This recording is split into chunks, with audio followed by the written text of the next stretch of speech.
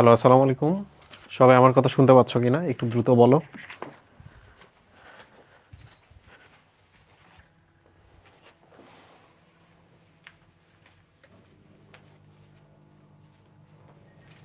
বলো সবাই দেখতে পাচ্ছ কিনা, শুনতে পাচ্ছ কিনা এবং এভরিথিংস ওকে আছে কিনা?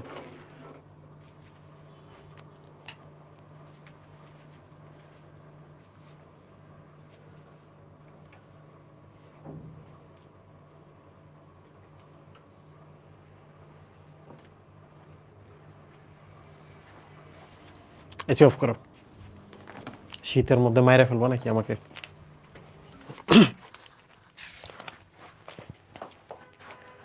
ওকে, সব কিছুই ঠিক আছে। আজকে আহ, তোমরা জানো যে অভিদত্ত তুষারের ক্লাস নেওয়ার কথা ছিল। তো সে বলেছে যে সে বায়োলজি পারে না। সো রাজীব ভাই আপনি নেন। So I am here, okay. So গত দিনে আমরা কিন্তু পরিপাকে হরমোনাল এবং স্নায়বিক নিয়ন্ত্রণ যখন পড়ার সময় আমরা একটা দারুণ জিনিস দেখছি। সেটা হলো কন্ডিশনাল এবং আনকন্ডিশনাল রিফ্লেক্স। কিন্তু আজকে আমরা দেখব কিভাবে আমাদের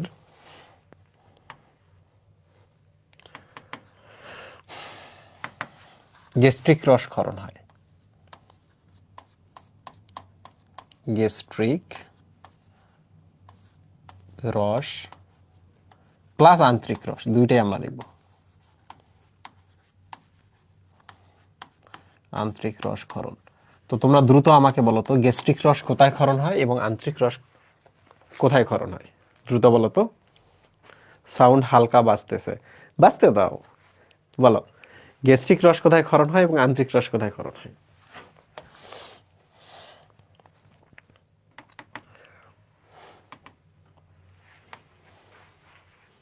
গ্যাস্ট্রিক রস হচ্ছে স্টোমাকে বা পাকস্থলীতে, রাইট। আর আন্তরিক রস হচ্ছে অন্ত্রে, অ্যাকচুয়ালি ডিওডেনামে। ঠিক আছে? তো তোমরা যদি এতদূর পর্যন্ত বুঝতে পারো তাইলে তোমাদের বাকিটা বুঝতেও কোনো অসুবিধা হবে না। আমি একটা কাজ করি, আমার একটা চেয়ার দরকার, বইটা রাখার জন্য। কারণ আজকে আমরা ইনশাআল্লাহ এই চ্যাপ্টারটা শেষ করে ফেলবো। তোমরা কারা কারা আছো যে প্রথম থেকে শেষ পর্যন্ত আমার সাথে চ্যাপ্টারটা শেষ করবা? কারা কারা আছো বলো। এক স্টুডেন্ট বলতেছে ভাইয়া, আহ, ওই যে টেলিগ্রামে যেগুলো লিক হইতেছে আমরা কি ওই ক্লাসগুলো করব? তুমি যদি ওই ক্লাসগুলো করো, তুমি কোনোদিন আমার সাথে শেষ করতে পারবা না। আলটিমেটলি তুমি বায়োলজি শেষ করতে পারবা না। 2 নম্বর হচ্ছে এখানে এক্সাম হয়, তুমি ওখানে এক্সাম সিস্টেমে অংশ নিতে পারবা না। 3 নম্বর হচ্ছে এখানে আজকে আমরা চেষ্টা করব তোমাদের সাথে বাই ডিরেকশনাল কথা বলতে, মানে তোমাদের যে এতদিনের প্রশ্নগুলো আছে প্রশ্নগুলো নিতে এবং উত্তর দিতে। বহুদিন ধরে তোমাদের সাথে কথা হয় না, আমরা এটাও কথা বলবো। এবং আরেকটা দারুণ জিনিস হচ্ছে আমি কিন্তু তোমাদের চেষ্টা করি, যারা রেগুলার, যারা ভালো করতেছো, একটা একটা সাইকেলে 2-3 বার হচ্ছে ক্যাশ মানি দিতে। যেহেতু ক্যাশ মানিটা দিই, এমনও হইতে পারে যে তুমি এখানে আসছো, পড়ালেখা করতেছো, দ্যাট ইজ ইনকাম, টাকাও ইনকাম করতেছো, রাইট? বলো সবাই বুঝতে পারতেছো কিনা?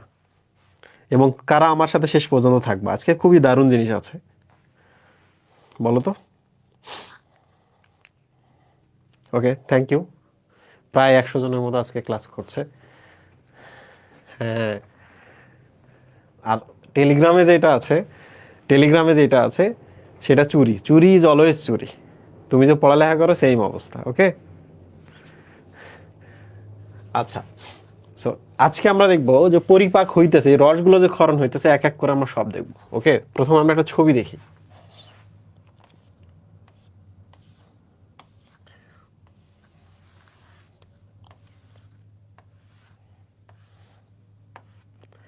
মোটামুটি এর মধ্যেই পরিপাকটা মোটামুটি শেষ হয়ে যায়। আমরা সবই দেখছি, এখন আমরা পাকস্থলী দেখব এবং ডিওডেনাম দেখব। ওকে, তো আমাদের টার্গেট কি আজকে? আমাদের টার্গেট হচ্ছে প্রথমে গ্যাস্ট্রিক রসক্ষরণ। তাহলে গ্যাস্ট্রিক রসক্ষরণের 3টা ধাপ আছে। 1 নম্বর ধাপ হচ্ছে, প্রথম ধাপটা হচ্ছে স্নায়ুবিক পর্যায়। স্নায়ুবিক পর্যায়, একটু বড় করে লিখতেছি, যেটার আরেকটা নাম হলো সেফালিক ফেজ বা সেফালিক পর্যায়। সেফালিক পর্যায়, এটা আরো একটা নাম হচ্ছে, আর কোনো নাম নাই। তোমরা একটু দেখো তো, স্নায়ু মানে কি? এখানে স্নায়ু জড়িত থাকবে, রাইট? কি জড়িত থাকবে? এখানে স্নায়ু জড়িত থাকবে। প্রথমে আমরা কনসেপ্টটা বোঝার চেষ্টা করি। স্নায়ু জড়িত,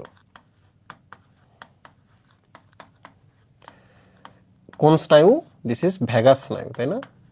ভ্যাগাস স্নায়ু সবসময় দেখবা এখানে ভ্যাগাস স্নায়ু, কারণ পরিপাক নালী এবং এর আশেপাশে পুরো অঞ্চলটায় ভ্যাগাস স্নায়ু নামক স্নায়ু দ্বারা কাভার করা, ঠিক আছে? সেফালিক মানে হলো, দেখো তো স্নায়ুর হেডকোয়ার্টার কোথায় বলো তো? ব্রেন না? স্নায়ুর হেডকোয়ার্টার কোথায়? ব্রেন।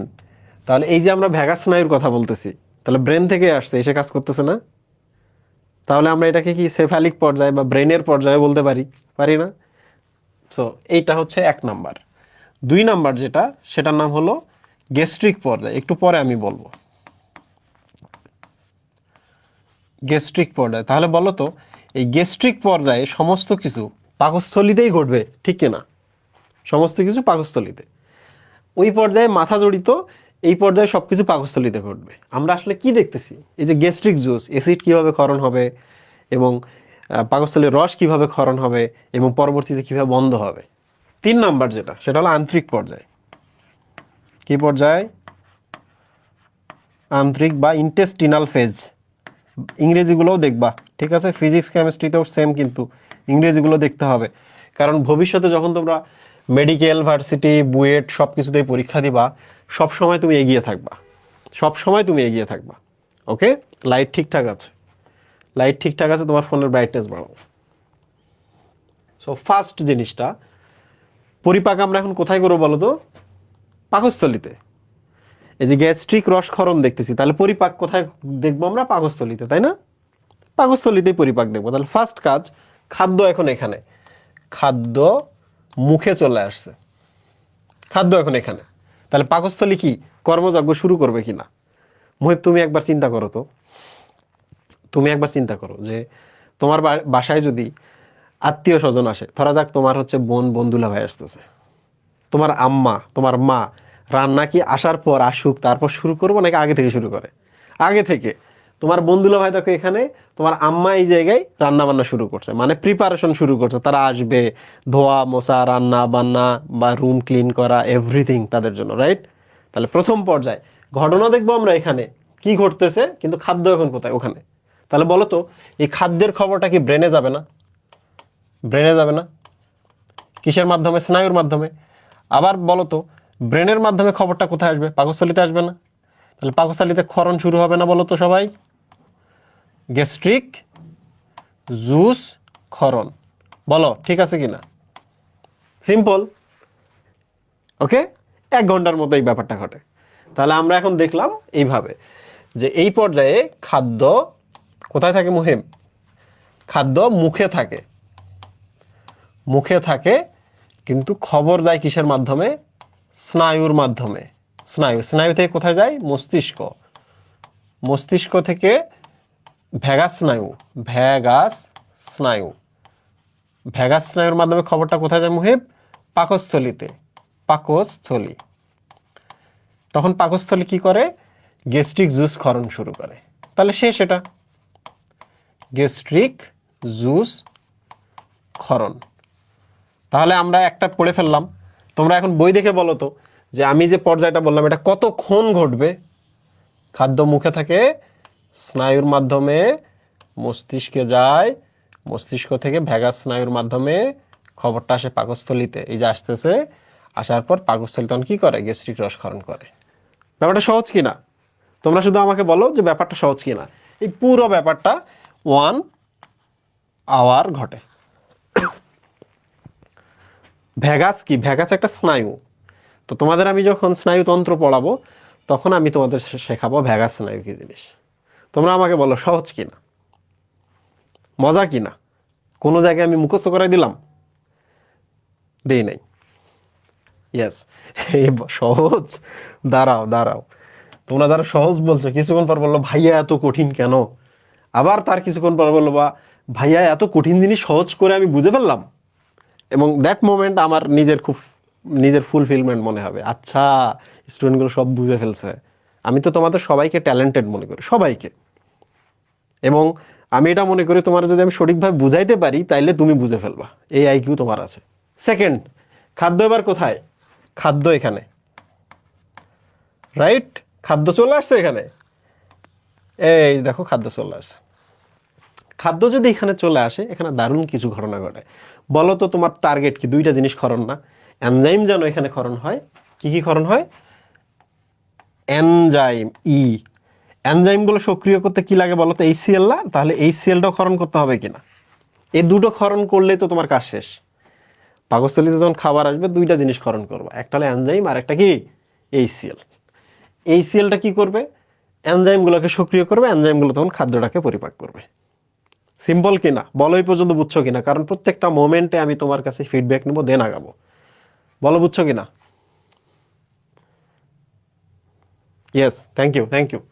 তাহলে আমরা এখন লিখব, সেটা হলো খাদ্য কোথায়? খাদ্য পাকস্থলীতে। আমি এইভাবে লিখতেছি, তোমরা যখন বই পড়বা তখন তোমরা তো পাকস্থলীতে বইয়ের মতো করে তোমরা লিখবো, বইয়ের ভাষায়।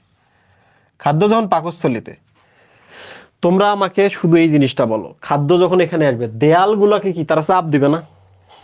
চারপাশে দেয়ালগুলোকে, মুহিব, খাদ্য যখন এখানে থলিগুলোর দেয়ালগুলোকে চাপ দিবে, তখন বলো তো এই যে দেয়ালের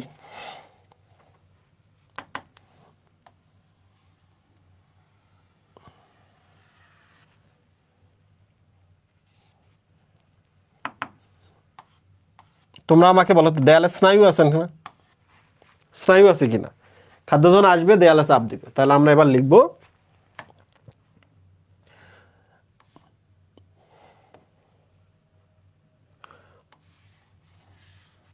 প্রাচীরে চাপ দিবে। প্রাচীরে চাপ দিবে।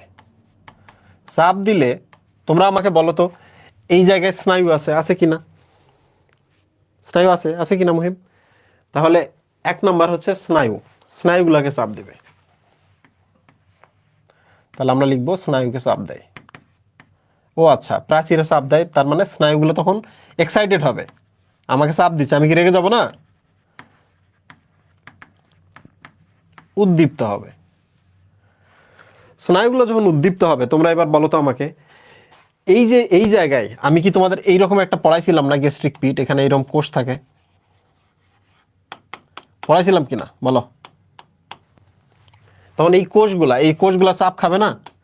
চাপ খেয়ে তখন কি ক্ষরণ করবে বলো তো? এনজাইম ক্ষরণ করবে। এখানে যে সিপ কোষ আছে বা জাইমোজেনিক কোষ আছে, সে এনজাইম ক্ষরণ করবে। তাহলে আমরা লিখব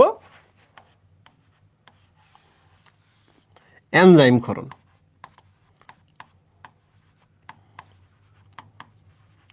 এনজাইম ক্ষরণ হবে, তাহলে চাপের কারণে এনজাইম ক্ষরণ হলো। ঠিক আছে মুহিব? তাহলে আরেকটা জিনিস এবার আমরা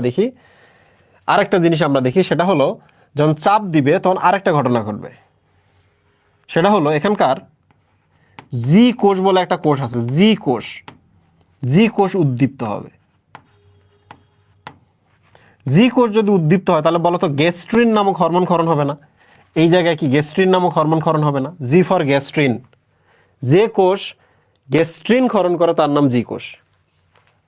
তাহলে গ্যাস্ট্রিন ক্ষরণ হবে। নাম দেখে মনে হচ্ছে কি এটা ব্রেনে ক্ষরণ হয় না পাকস্থলীতে? বলো। গ্যাস্ট্রিন ক্ষরণ হবে। এবার তোমরা আমাকে বলো তো এই গ্যাস্ট্রিন যখন ক্ষরণ হবে তখন এই গ্যাস্ট্রিন কাকে উদ্দীপ্ত করে বলো তো? গ্যাস্ট্রিন প্যারাইটাল কোষকে উদ্দীপ্ত করবে। প্যারাইটাল কোষ, প্যারাইটাল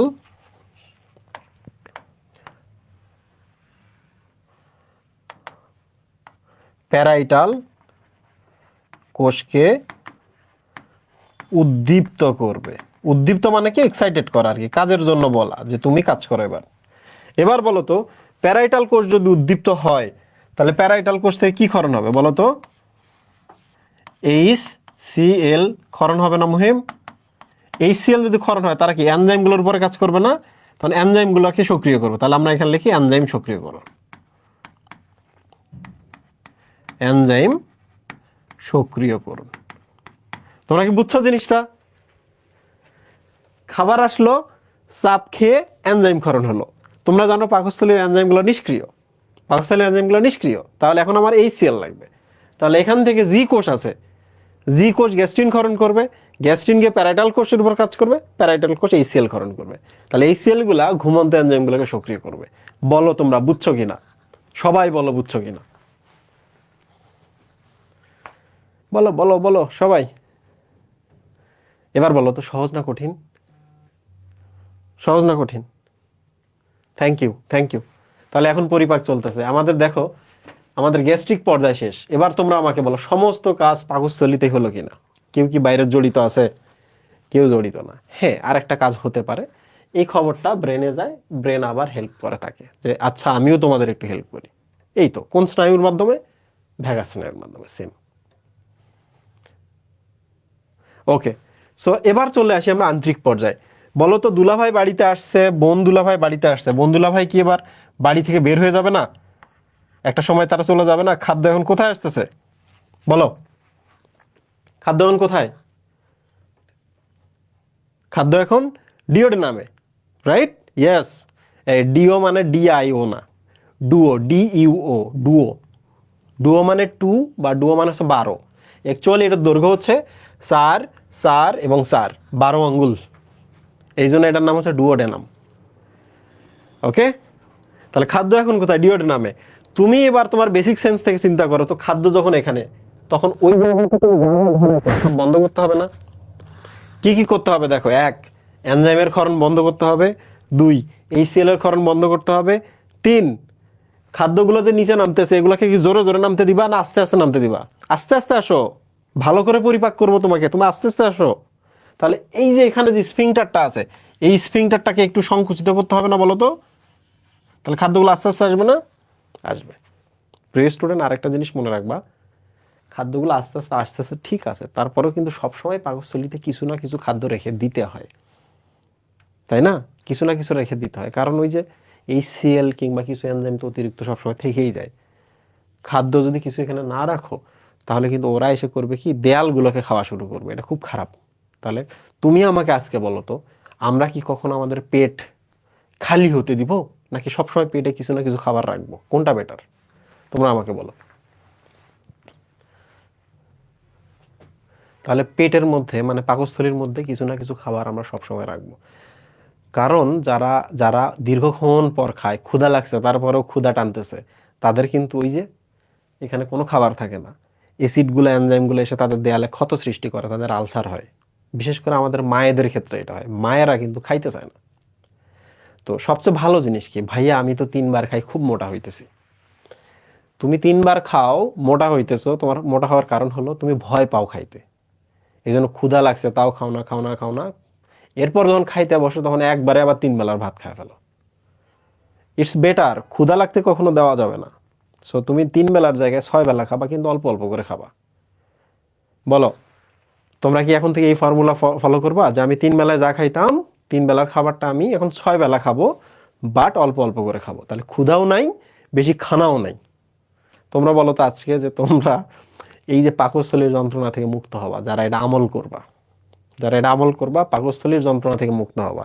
তার মানে কি? তার মানে দাঁড়াইলে হচ্ছে তোমরা যে 1000 টাকা দিয়ে কোর্সের মধ্যে জয়েন করছো, তোমার এই 1000 টাকা উসুল হয়েছে কিনা।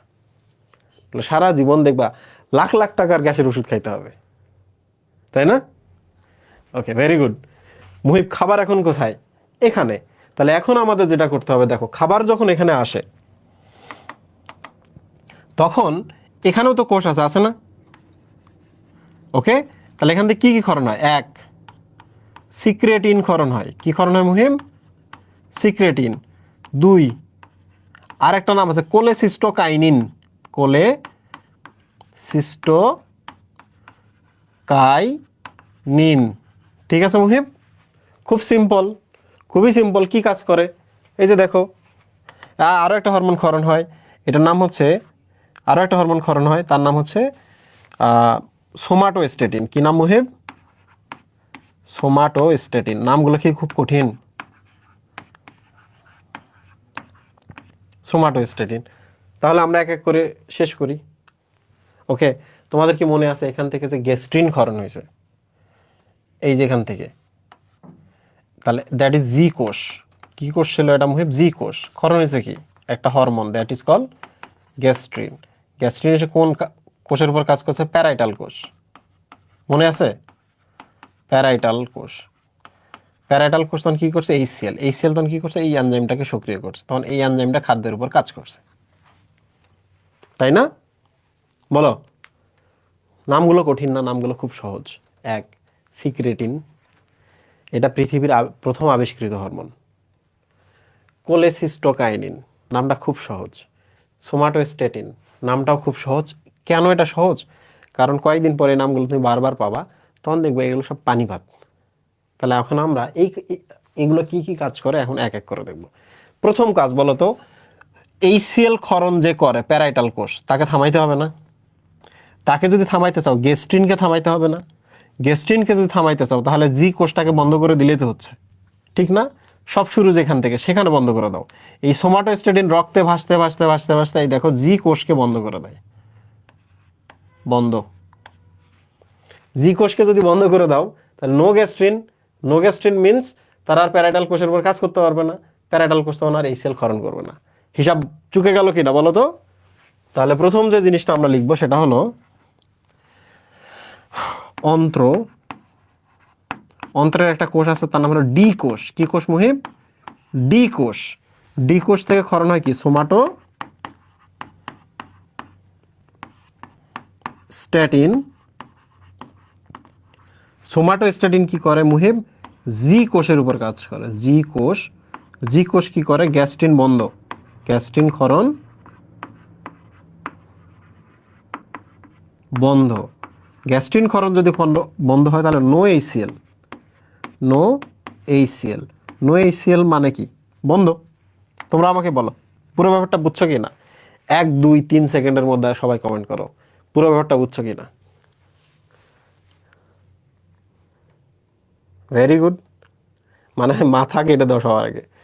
তুমি সরাসরি গিয়ে এইচসিএল কে গিয়ে বলতে পারো না যে তুমি এসিড, তুমি তোমার কাজ থামাও, বলতে পারবা না।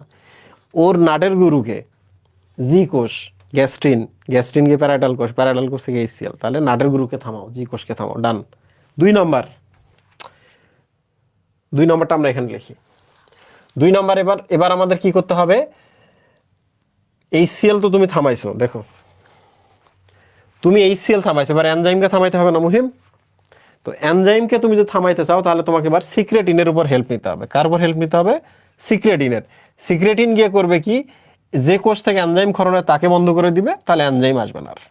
তাহলে এইচসিএল আমরা আগে বন্ধ করছি, এবার আমরা এনজাইমটা বন্ধ করলাম। আবার দেখো, এবার আমরা সিক্রেটিনের হেল্প নিব। সিক্রেটিন যাবে গিয়ে সিপ কোষ, জাইমোজেনিক বা সিপ কোষকে বন্ধ করে দিবে। তাহলে জাইমোজেনিক বা সিপ কোষের যদি কাজ বন্ধ হয়ে যায় তাহলে আর এনজাইম আমরা পাবো না।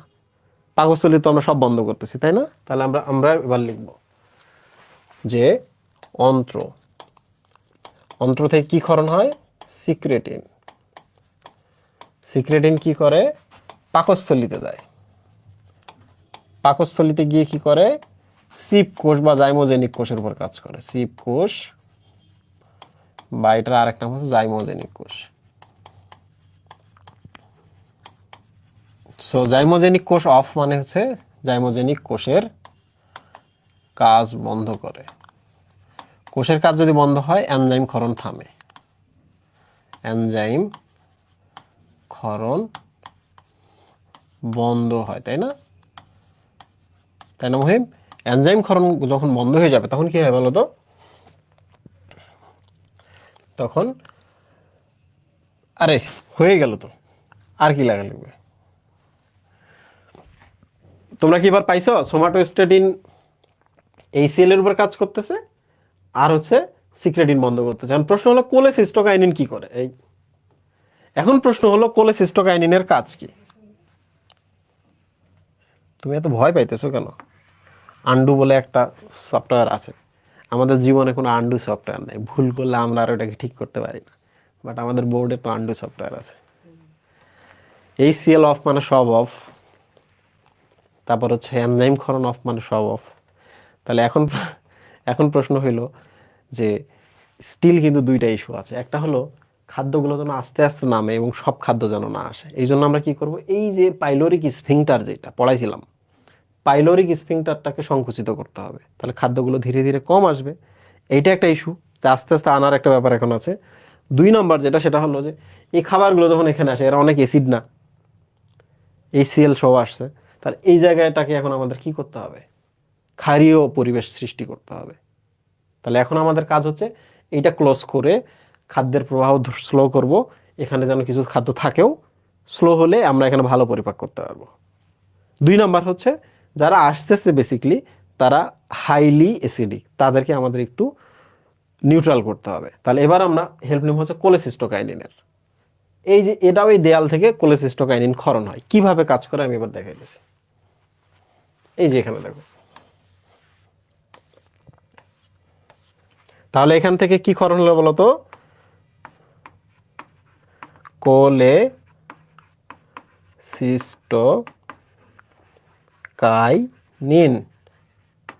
তো স্টুডেন্ট এবার দেখো কোলেসিস্টোকাইনিন কি করে। কোলেসিস্টোকাইনিন, আচ্ছা আচ্ছা, আরো একটা হরমোন ছিল না মুহিব, নাম কি ছিল? সিক্রেটিন ছিল না? সিক্রেটিন ছিল না? অ্যাকচুয়ালি ক্ষারীয় পরিবেশ সৃষ্টি করে সিক্রেটিন।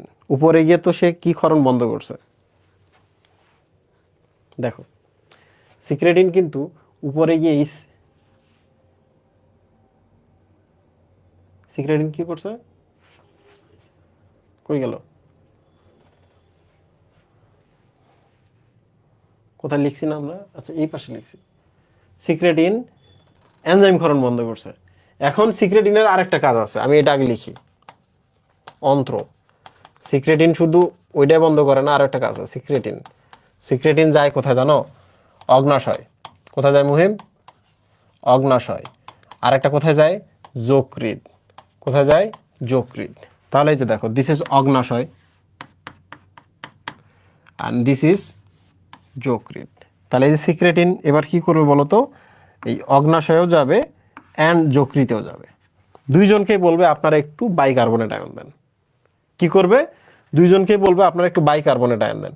তাহলে এখান থেকেও বাইকার্বনেট আয়ন এখানে আসবে, এখান থেকেও বাইকার্বনেট। তাহলে আমি লিখি H CO3 minus CO3 minus.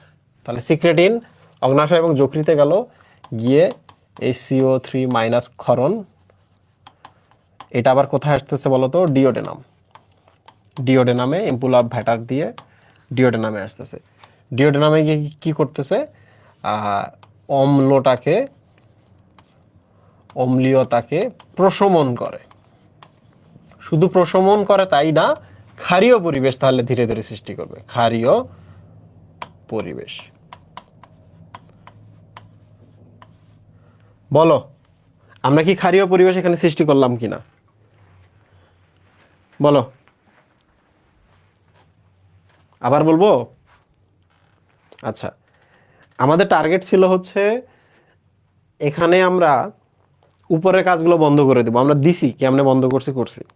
এখন প্রশ্ন হইলো যে এখানে ক্ষারীয় পরিবেশ সৃষ্টি করতে হবে আর এখান থেকে স্লো করতে হবে, তাই না? স্লো করতে হবে না? তাহলে আমরা কি করলাম, সিক্রেটিনকে বলছি তো যকৃতের কাছে যাও, সিক্রেটিনকে বলছি অগ্নাশয়ের কাছে যাও, তুমি একটু বাইকার্বনেট নিয়ে আসো। সে দুইজনের কাছে গেছে। এদিকে তো সে কাজ করছিলই, বাট আবার কাজ করতেছে, তার দুইটা কাজ। এদিকে গিয়ে এসে এই জায়গাটাকে সে ক্ষারীয় করে দিল। আশা করছি বুঝতে পেরেছো।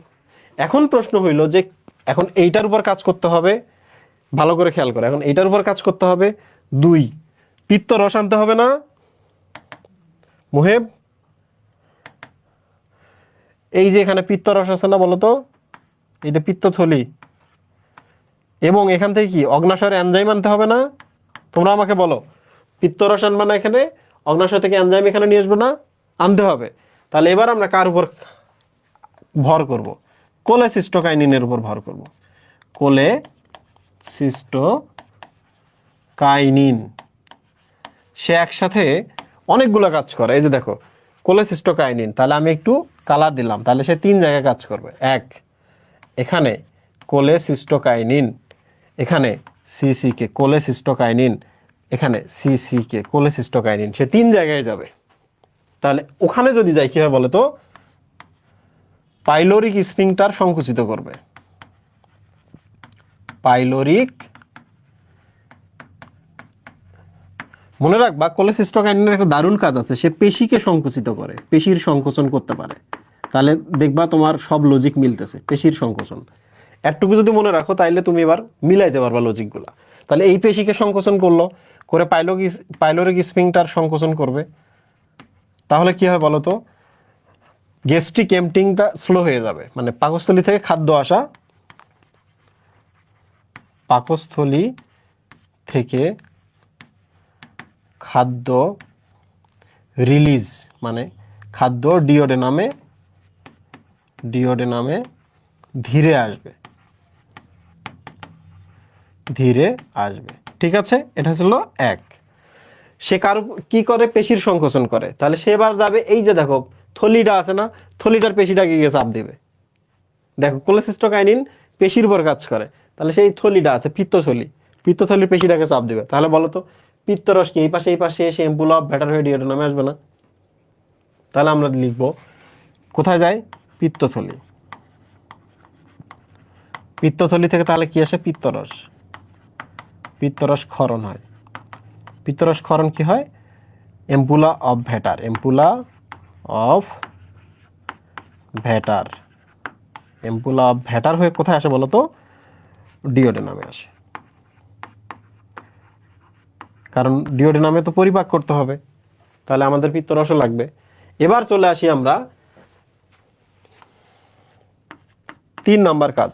তাহলে 1 নম্বর কাজ হলো, 2 নম্বর কাজ হলো, 3 নম্বর। 3 নম্বরটা এখনো বাকি আছে। কি সেটা বাকি আছে, অগ্নাশয় থেকে এখনো আমরা নিয়ে আসতে পারি নাই।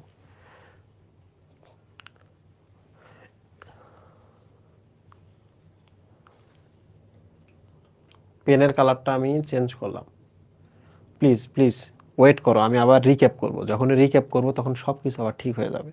আমি বলছি কিন্তু এটা খুবই কমপ্লেক্স, আবার বুঝলে খুব সহজ। আচ্ছা, এখান থেকে পিত্তরস নিয়ে এসছি। 2 নম্বর হচ্ছে এখানে পেশি সংকোচন করে কোলেসিস্টোকাইনিন স্লো করছে আনা, সাথে সাথে পাকস্থলীটাকেও সে খালি হতে দিচ্ছে না। 3 নম্বর এখনো বাকি রয়েছে, অগ্নাশয়ে তো অনেক এনজাইম আছে, সেগুলোকে তো ডিওডেনামে আনতে হবে। কারণ খাদ্য এখন কোথায়, খাদ্য এখন ডিওডেনামে। খাদ্য কোথায়, ডিওডেনামে। তাহলে অগ্নাশয় থেকে রস আনতে হবে না, এখানে এনজাইম আনতে হবে না। তো কোলেসিস্টোকাইনিন 3টা কাজই সে করে। এবার কোলেসিস্টোকাইনিন অগ্নাশয়ে যাবে, তাহলে কোথায় যাবে বলো তো, অগ্নাশয়। অগ্নাশয় যদি যায় তাহলে অগ্নাশয় রস ক্ষরণ হবে, অগ্নাশয় রস ক্ষরণ। তাহলে অগ্নাশয় রস ক্ষরণ হলে কি হবে, এনজাইম, এনজাইম কোথায় আসবে তাহলে বলো তো, অন্ত্রে। তোমরা আমাকে বলো, তোমরা কি পুরো ব্যাপারটা বুঝছো কিনা, তোমরা পুরো ব্যাপারটা বুঝছো কিনা? আমি পুরোটা আবার রিভিশন দেব, পুরোটা আবার রিভিশন দেব। তাহলে আমরা আবার আগে যাই, কারণ আমি তোমাকে বোঝাবোই, বুঝতেই হবে এটা। প্রথম আমাদের টার্গেট ছিল গ্যাস্ট্রিক, মানে এই পাকস্থলীতে কিভাবে পরিপাক হয়। আমরা শুধু পাকস্থলীর পরিপাকই দেখি নাই, আমরা এবার অন্ত্রের পরিপাক পর্যন্ত পড়ে ফেলছি। তাহলে আমরা প্রথম যেটা করব, স্নায়বিক, গ্যাস্ট্রিক এবং আন্ত্রিক পর্যায়। এই 3টা নাম এই জন্যই বলা হয়েছে, খাদ্য কোথায় কোথায় আছে, কে কে জড়িত আছে তার উপরে। খাদ্য যখন এখানে মাথায় যায়, মাথা থেকে পাকস্থলীতে খবর আসে এবং পাকস্থলীকে এসে রেডি হতে বলে। কি কি মাধ্যমে, যে তুমি ক্ষরণ করো, এনজাইম ক্ষরণ করো, এসিএল ক্ষরণ করো। যেহেতু ব্রেনে যায় এই জন্য সেফালিক, সেফালা মানে ব্রেন বা মাথা। যেহেতু স্নায়ুর মাধ্যমে খবর যাচ্ছে পাকস্থলী পর্যন্ত, তাহলে এটার আরেকটা নাম স্নায়ুক পর্যায়। 1 ঘন্টা স্থায়ী হয়। 2 নাম্বার, 2 নাম্বার হচ্ছে খাদ্য এখন এই জায়গায়। তাহলে খাদ্য যখন তোমার বাড়িতে, যখন তোমার বোন কিংবা ভগ্নিপতি আসলো, তোমার আম্মা তখন আরো কাজ বাড়াই দিল। খাদ্য এখানে আসছে, খাদ্য যখন দেয়ালে চাপ দেয়, দেয়ালে চাপ দেওয়ার সাথে সাথে দেয়ালে ওখানে যে স্নায়ুগুলো ওরা বুঝে ফেলে, তখন তারা ওখানে যত ক্ষরণ আছে সব নিয়ন্ত্রণ করে। এক, এনজাইম ক্ষরণ করতে হবে এবং এইসিএল ক্ষরণ করতে হবে। দেখো নিচে এই যে স্নায়ুগুলোতে যখন খবর যায়, স্নায়ুগুলো এখানে এতটা জটিলভাবে থাকে, দেখো পেঁচানো না স্নায়ুগুলো একটার সাথে আরেকটা এরকম নেটওয়ার্ক করে রাখছে, এটার নাম হচ্ছে প্লেক্সাস। স্নায়ু যখন জটিলভাবে থাকে, দ্যাট ইজ কল প্লেক্সাস। এগুলোর নাম হচ্ছে মাইন্টেরিক প্লেক্সাস। কি নাম মুহেম, মাইন্টেরিক প্লেক্সাস। এই যে অ্যান্টেরো মানে হলো পরিপাক নালী, তো পাকস্থলী পরিপাক নালীর, এই জন্য অ্যান্টেরো কথাটা আছে। মায়ো মানে পেশি, এইখান থেকে এরা পেশিগুলাকেও নিয়ন্ত্রণ করে, সংকোচন প্রসারণও নিয়ন্ত্রণ করে।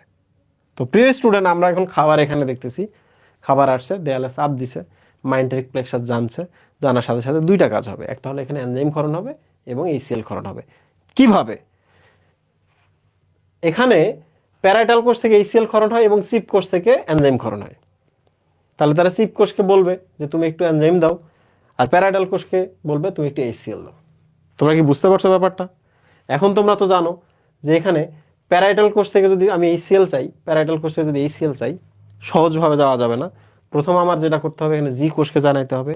জি কোষ মানে যে গ্যাস্ট্রিন নামক হরমোন ক্ষরণ করে, গ্যাস্ট্রিন তখন প্যারাইটাল কোষে যাবে, প্যারাইটাল কোষ তখন এইচসিএল ক্ষরণ করবে। আর এইচসিএল তখন এই এনজাইমটাকে তখন সক্রিয় করতে পারে, ফলে এনজাইমটা খাদ্যের উপর কাজ করতে পারে। বলো এই জায়গাটা বুঝছো কিনা? ক্যাসাল লাগছে একটু? Easy, easy, yes. দেখো তোমরা এগুলো ফার্স্ট টাইম পড়তেছো, তোমাদের জন্য খুব কঠিন। হ্যাঁ, তোমাদের জন্য কঠিন, এবং ফার্স্ট টাইম যারা বোঝে তাদের জন্য বায়োলজিটা খুব সুন্দর, এবং তোমাদের জন্য সুন্দর। আর যখন তোমরা ভার্সিটি অ্যাডমিশনের জন্য প্রিপারেশন নেবা, ইঞ্জিনিয়ারিং আর মেডিকেল, তখন এগুলো কিন্তু অলরেডি পড়া। তখন আমি একদিনে এই চ্যাপ্টারটার অর্ধেক পড়ায় ফেলবো, একদিনে। আজকে তো ষষ্ঠ ক্লাস চলতেছে, তাই না? ষষ্ঠ ক্লাস মানে কি, মোটামুটি 15 দিন, অর্ধেক মাস গেল। ওকে, তাহলে এখন আমাদের আরেকটা কাজ রইলো, সেটা হলো খাদ্য এখন এখান থেকে এখানে যাবে। বলো তো, খাদ্য যদি এখানে থাকে, তোমার কাজ কি কি আগে এগুলো ফিক্স করে নাও। খাদ্য এখানে আসলে, এখানে আমরা যখন আসবে 1 নাম্বার, এইটাকে আমরা একটু সংকোচন করে যেন কম আসে, এইটা একটা কাজ। 2, উপরে যারা ক্ষরণ হচ্ছে ওগুলো বন্ধ করতে হবে, ঠিক না? 3, এই জায়গায় যে খাদ্যগুলো আসছে এগুলো খুবই অম্লীয়, রাইট? এখানে যে খাদ্যগুলো চলে আসছে এগুলো খুবই অম্লীয়, যে কারণে আমাকে এখন কি নিয়ে আসতে হবে, বাইকার্বনেট এনে এই জায়গাটাকে প্রশমন করতে হবে। 4, এখানে পরিপাক্ত করতে হবে, এই জন্য আমাকে পিত্ত রস নিয়ে আসতে হবে, এবং অগ্নাশয় থেকে অগ্নাশয়িক এনজাইম নিয়ে আসতে হবে। তোমরা একটুকু বুঝছো কিনা? কি কি কাজ করতে হবে এটা তো বুঝছো নাকি? আস্তে আস্তে যেন আসো, এইটার উপর কাজ করতে হবে, পিত্তরস আনতে হবে, পিত্তথলির উপর কাজ করতে হবে, অগ্নাশয় থেকে যেন এনজাইম আসে এটার উপর কাজ করতে হবে, রাইট? কাজগুলো বুঝছো, কাজ যেহেতু বুঝছো তাহলে এখন তোমার জন্য খুব সহজ। তাহলে এক এক করে ধরো, এক এক করে কাজ শেষ করো। প্রথম কাজ কি বলো? উপরের গুলো বন্ধ করতে হবে না? উপরের গুলো যদি বন্ধ করতে চাও তাহলে এক এক করে আসি আমরা। প্রথমে আমরা যেটা করব, এইচসিএল ক্ষরণ থামাবো। এইচসিএল ক্ষরণ থামানোর জন্য আমাদের একটা হরমোন লাগে, যে হরমোনটা এখান থেকে যায়। তুমি একবার চিন্তা করে দেখো তো, কত নিখুঁত ইঞ্জিনিয়ারিং। খাবার যে এখানে আসছে, এই খাবারে বলে দিচ্ছে যে উপরে গিয়ে বন্ধ করে আসো। খাবার এখানে থাকা অবস্থায় কিন্তু খেয়াল করছো? কি দারুণ ইঞ্জিনিয়ারিং না? সো ক্রিয়েটর ক্রিয়েট করার সময় দেখো কিভাবে কাজ করছে। খাবার এখানে যাবে, দেন এখান থেকে হরমোন ক্ষরণ হয়ে উপরে গিয়ে বন্ধ করবে। দারুণ না? খাবার যখন এখানে ছিল তখন কিন্তু কাজ হয় নাই, তখন কিন্তু ঠিকই ক্ষরণ হয়েছে। আচ্ছা যাই হোক, এক এক করে আমরা শেষ করি। উপরেগুলো আগে থামাই, এইটা জাস্ট মনে রাখো। কি থামাতে হবে? এনজাইম এবং এইচসিএল। এইচসিএল থামাইতে হলে তোমাকে জি কোষ থামাইতে হবে। তাহলে এখান থেকে এই যে সোমাটোস্ট্যাটিন গিয়ে জি কোষের উপর কাজ করবে, জি কোষ বন্ধ। জি কোষ যদি কাজ বন্ধ করে তাহলে গ্যাস্ট্রিন আসবে না, গ্যাস্ট্রিন যদি না আসে তাহলে প্যারাইটাল কোষ থেকে এইচসিএল ক্ষরণ হবে না। এই দেখো ক্ষরণ বন্ধ হয়ে গেল, রাইট? আরেকটা বাকি রইলো, এবার এনজাইম ক্ষরণ বন্ধ করতে হবে। এনজাইম ক্ষরণ বন্ধ কিভাবে হয়? এখান থেকে যে সিক্রেটিন আছে, সিক্রেটিন গিয়ে সিপ কোষকে বলে, আর এনজাইম ক্ষরণ করা যাবে না, কারণ খাদ্য তো এখন নিচে চলে আসছে, তুমি ওখানে কি করবা? তাহলে সিক্রেটিন গিয়ে এনজাইম বন্ধ করতেছে, সোমাটোস্ট্যাটিন গিয়ে ইসিএল বন্ধ করতেছে। বলো উপরের বন্ধটা হয়েছে কিনে? যদি উপরের বন্ধটা বোঝো, তাহলে এখন এখানে কি কি করতে হবে, এখন আমরা এটা পড়বো।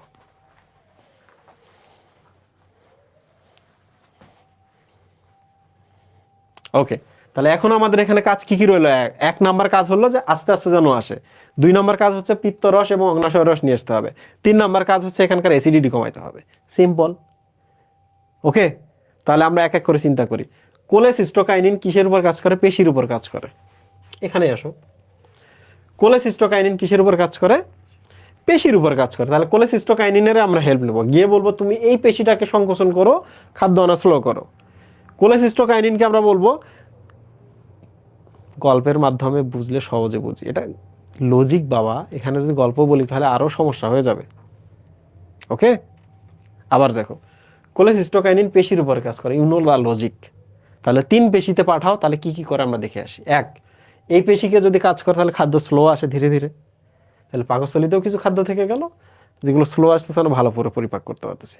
2, কোলেসিস্টোকাইনিনকে আমরা যখন অগ্নাশয়ের কাছে পাঠিয়ে দিচ্ছি, সে চাপ দিয়ে এখান থেকে এনজাইম পাঠিয়ে দিচ্ছে পরিপাকের জন্য।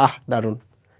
কোলেসিস্টোকাইনিন যেহেতু পেশির উপর কাজ করে, তাহলে সে পিত্ত থলিতেও চলে গেছে, রক্তের মাধ্যমে কিন্তু যাচ্ছে এগুলো, কারণ এগুলো হরমোন। কোলেসিস্টোকাইনিন আবার পিত্ত থলিতেও গেছে, কারণ পেশির উপর কাজ করে, পিত্তরস ওখান থেকে পাঠিয়ে দিছে। তাহলে বলো, এনজাইম আসলো, পিত্তরস আসলো, পরিপাকের জন্য রেডি কিনা? রেডি। কিন্তু বাকি এখনো একটা জিনিস রয়েছে, সেটা হচ্ছে কি বলতো, দ্রুত বলতো। এটাও স্লো করছো, পরিপাকের এটা নিয়ে আসছো, কিন্তু এখনো একটা ভয়ঙ্কর জিনিস বাকি আছে। বলো বলো, আর একটা কি কাজ বাকি ছিল? কারণ এনজাইম নিয়ে আসো, পিত্তরস নিয়ে আসো, কাজ তো করবে না যতক্ষণ পর্যন্ত এখানে কি হবে না।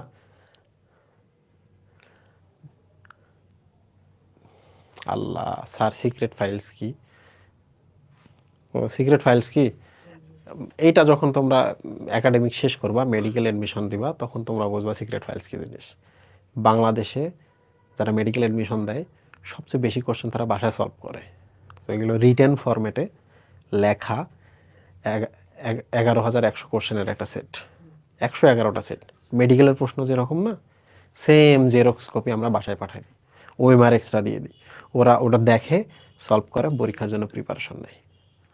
ওকে, এই যে ঠিক আছে, বাইকার্বনেট দিয়ে প্রশমন, ইয়েস। তুমি এবার বলো তো বাইকার্বনেট প্রশমনের জন্য কার উপর হেল্প নিবা? কোলেসিস্টোকাইনিনের তো কাজ শেষ, সোমাটোস্টেটিন যেটা করে সেটা তো উপর থেকে ওর কাজ শেষ। স্টিল সিক্রেটিনের কাছে আমরা হেল্প নিতে পারি। কার উপর হেল্প নিতে পারি? সিক্রেটিনের উপরে। সিক্রেটিন এবার করবে কি, যকৃতকে বলবে এবং অগ্নাশয়কে বলবে যে আমাকে একটু বাইকার্বনেট দাও, কারণ এনজাইম পিত্তরস সবাই চলে আসছে পরিপাকের জন্য রেডি, কিন্তু পরিস্থিতি খুব খারাপ, অ্যাসিড। সো সিক্রেটিন গিয়ে এর কাছ থেকে বাইকার্বনেট নিয়ে এসে এই জায়গায় প্রশমন করবে। তোমরা আমাকে বলো এই কাজ আমরা থামাইতে পারছি এবং এখানে আমরা পরিপাক শুরু করতে পারছি ঝামেলাহীনভাবে। তোমরা শুধু এইটা বলো যে আমরা দারুণভাবে পুরো মেকানিজমটা বুঝতে পারছি। না পড়লে মনে থাকবে না বাবা, বই পড়তে হবে। বলো বুঝছো কিনা? এই যে কষ্ট করে আজকে বুঝলা না, আগামী 2 বছরের জার্নি তোমাদের জন্য সহজ হয়ে গেছে। 2 বছরের জার্নি তোমাদের জন্য সহজ হয়ে গেছে। ওকে, কালকে কি পরীক্ষা? হ্যাঁ, এই যে আজকে যেটা ক্লাস হবে এটা আগামীকালকে পরীক্ষা হবে। তাহলে নেক্সট যেদিন, তোমাদের আমি আগে থেকে জানিয়ে রাখি, আমি কিন্তু কোর্সে কিন্তু কোনো ক্লাস তাহলে আমি ডিউ রাখলাম না। সবগুলো ক্লাস দারুণ হয়ে গেল, মানে শেষ হয়ে গেল, রাইট মুহিব? সব ক্লাস কিন্তু শেষ হয়ে গেল। আমি বহুদিন ধরে বাসায় যাইনি, গ্রামের বাসা রংপুরে যাইনি।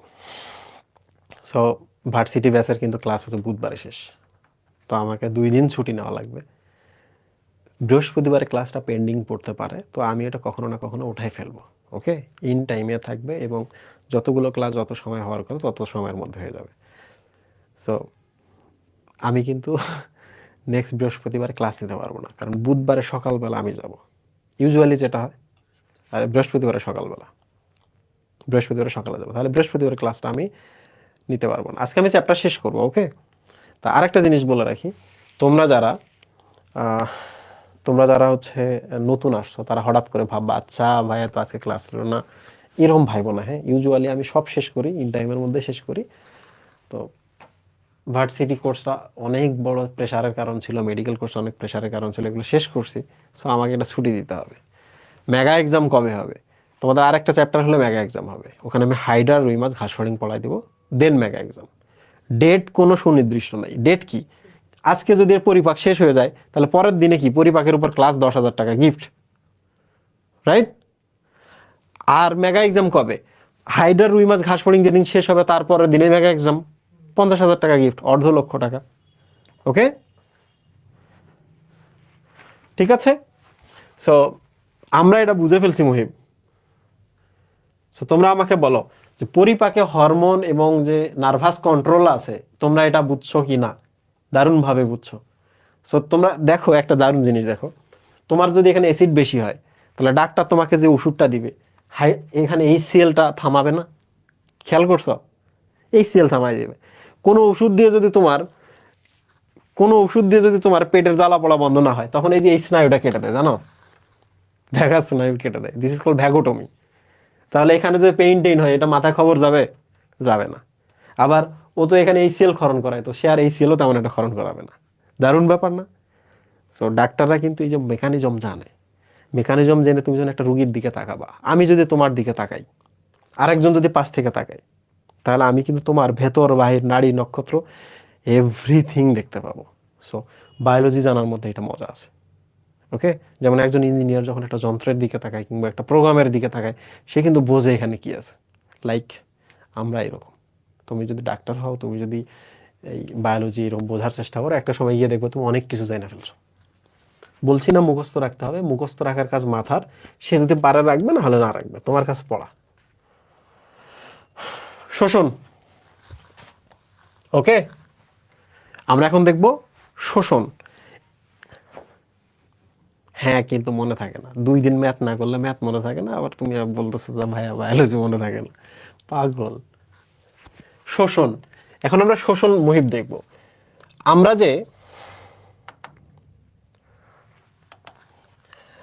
যে শর্করা খাইলাম, কি খাইলাম মুহিব? শর্করা। তোমরা তো জানো শর্করা থেকে শেষ পর্যন্ত আমরা আইদার গ্লুকোজ পাইছি, গ্যালাক্টোজ পাইছি, ফ্রুক্টোজ পাইছি, কিংবা অন্য অন্য জিনিস পাইছি, পাইছি না? পরিপাক শেষে 2, আমরা যখন প্রোটিন পড়ছি তখন পরিপাক শেষে সবার শেষে শুধুমাত্র অ্যামাইনো অ্যাসিড পাইছি, পাইছি না মুহিব? 3, আমরা যখন লিপিড পড়ছি, তোমরা আমাকে বলো তো আলটিমেটলি শেষ পর্যন্ত আমরা কি পাইছি? ফ্যাটি অ্যাসিড পাইছি, গ্লিসারল পাইছি, কিংবা কোলেস্টেরল পাইছি, তাই না মুহিব? পাইছি কিনা? Very good.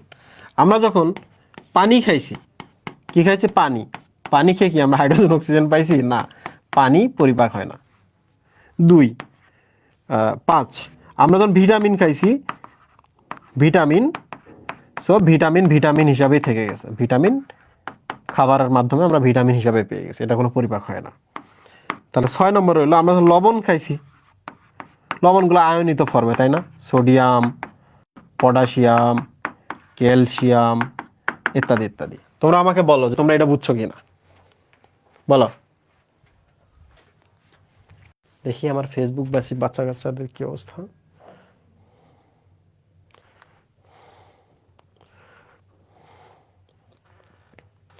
আজ আমার খুব স্বপ্ন আমি আজকে চ্যাপ্টারটা শেষ করব।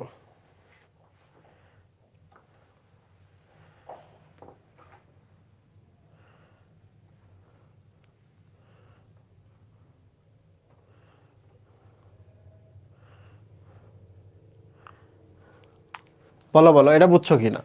আমরা যখন এই পরিপাকগুলো করছি আলটিমেটলি তো আমরা শেষ পর্যন্ত এন্ড প্রোডাক্ট এগুলো পাইছি, পাইছি না?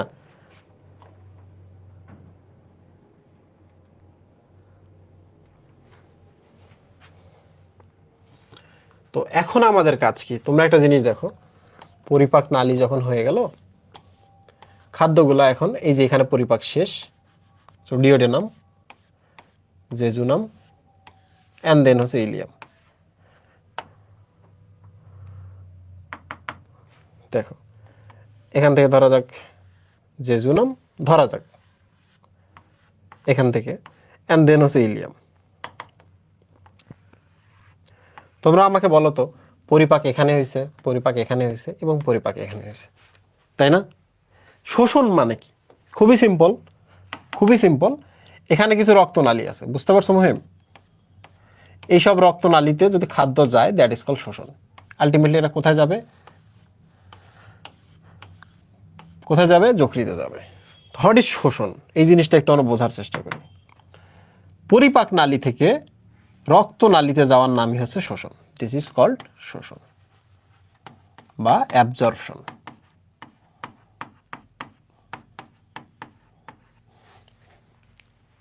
ওকে,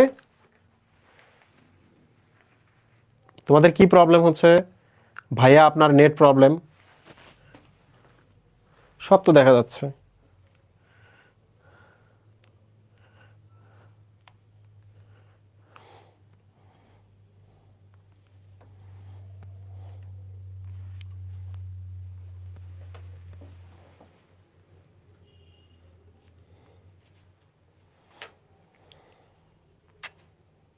ভিটামিন ভিটামিন হিসাবেই থেকে গেছে, ভিটামিন ঠিক আছে, হ্যাঁ সব ঠিক আছে।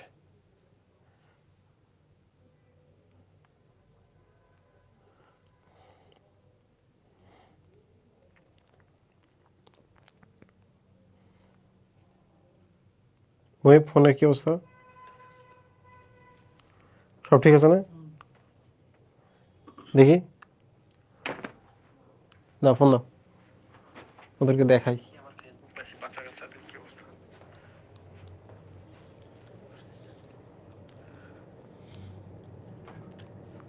ঠিক আছে না? এই যে দেখো দেখো, সব ঠিক আছে। ভাইয়া ঠিক না ভাইয়া। আচ্ছা, ওকে ওকে ওকে ওকে। তাহলে হোয়াট ইজ শোষণ? দেখো আমরা শর্করা, প্রোটিন থেকে শুরু করে লবণ পর্যন্ত সবকিছু পরিপাক করার পর এই যে এগুলো পেয়েছি, তাই না?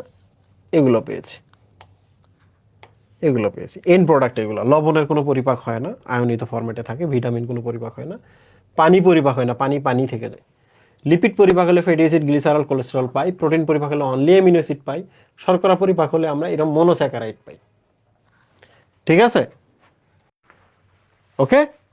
এখন প্রশ্ন হলো যে হোয়াট ইজ শোষণ, অ্যাবজর্পশন? শোষণ কিছু না, পরিপাক নালী থেকে রক্তে যাওয়াকে বলা হয় শোষণ, সিম্পল। তাহলে পরিপাক নালীতে যা চলবে তার নাম পরিপাক, পরিপাক শেষে রক্তে যাওয়াকে বলা হয় শোষণ। তাহলে পরিপাক ও শোষণ, বুঝতে পারছো জিনিসটা এবার? এখন যাচ্ছে কিভাবে এইটা এখন আমরা বোঝার চেষ্টা করব। এখানে যাচ্ছে কিভাবে,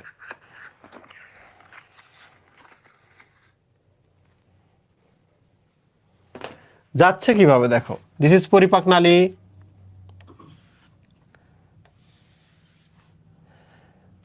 ওকে। দেখো সবাই, পরিপাক নালী গায়ে এরকম বড় বড় এরকম আঙ্গুলের মতো আছে, ভিলাই। ঠিক আছে, দিস ইজ কল ভিলাই।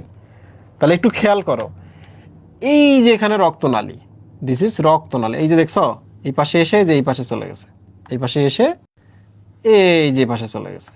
তাহলে এটা ইনকামিং, এটা হচ্ছে আউটগোয়িং। তারপর এই যে দেখো এখানে আসে, এসে আবার এই পাশে চলে যায়, আসে আবার এরকম চলে যায়।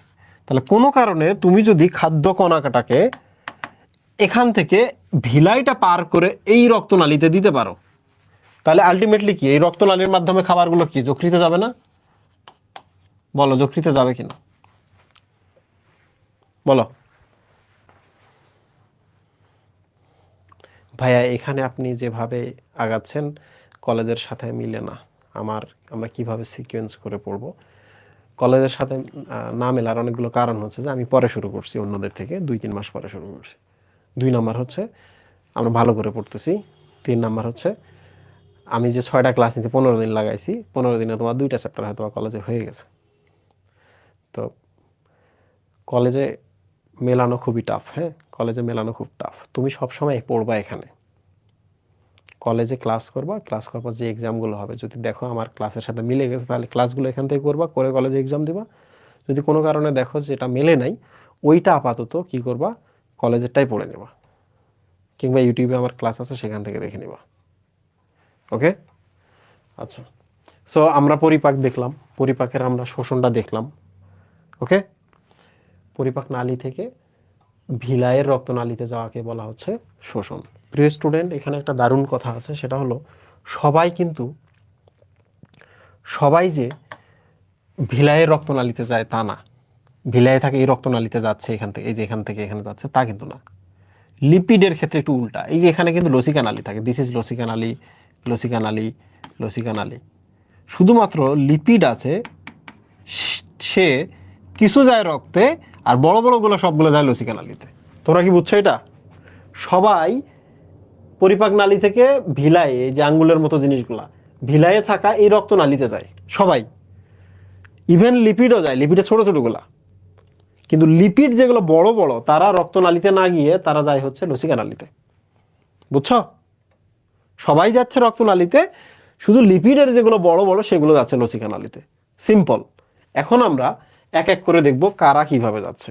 তাহলে আমরা একটা পরের স্লাইড নেই। দেখো, আমরা সোজা করে দেই। দিস ইজ পরিপাক নালী, পরিপাক নালী। This is villi. What is this Muhim? Villi, আঙ্গুলের মতো। ভালো করে খেয়াল করো, ভিলাইগুলা থাকার কারণে কি সুবিধা হয়েছে জানো? তোমরা একটা জিনিস দেখো, এটা যে পরিপাক নালী হয়, তাহলে এই যে এখান থেকে এই পর্যন্ত কতটুকু? 1 2 4 6 ইঞ্চ, রাইট? 6 ইঞ্চের মতো। তাহলে এই পাশে রক্তনালীতে যাবে, এই পাশে খাদ্য রক্তনালীতে যাবে, এই পাশে যাবে, 6 ইঞ্চির ভেতর দিয়ে যতটুকু সে যাইতে পারে। বাট তুমি এবার চিন্তা করো তো, সেম পরিপাক নালীটাকে যদি আমি এরকম villi villi villi villi villi villi villi villi বানায় রাখি, তাহলে এবার দেখো তো কতগুলো জায়গা বাড়লো। সে এই পাশে রক্তে যাইতে পারবে, এই পাশে পারবে, এ পাশে পারবে, এই পাশে পারবে, এই পাশে পারবে, এই পাশে পারবে, এই পাশে পারবে, এই পাশে, এই পাশে, মানে দেয়াল যতটা পুরোটাতে যাইতে পারবে। তাহলে বলো তো এখান থেকে এই জায়গাতে 6 ইঞ্চ আছে, তাহলে আমরা কি করলাম, জায়গাটা বাড়াইলাম না? শোষণ করার জন্য অনেক জায়গা বাড়াইলাম না? শোষণ তল বাড়াইলাম না? বলো বলো, বুঝছো কিনা এটা?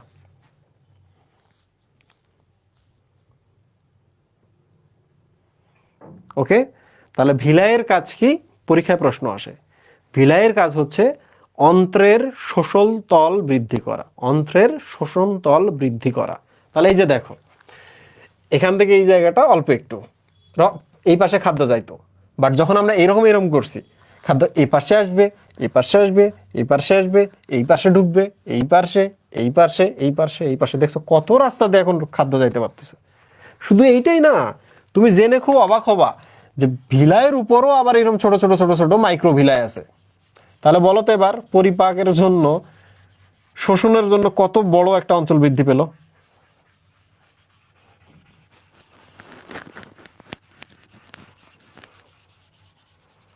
এবার বলো, শোষণের জন্য আরো অনেক বৃদ্ধি পেল না? তাহলে দিস ইজ পরিপাক নালী,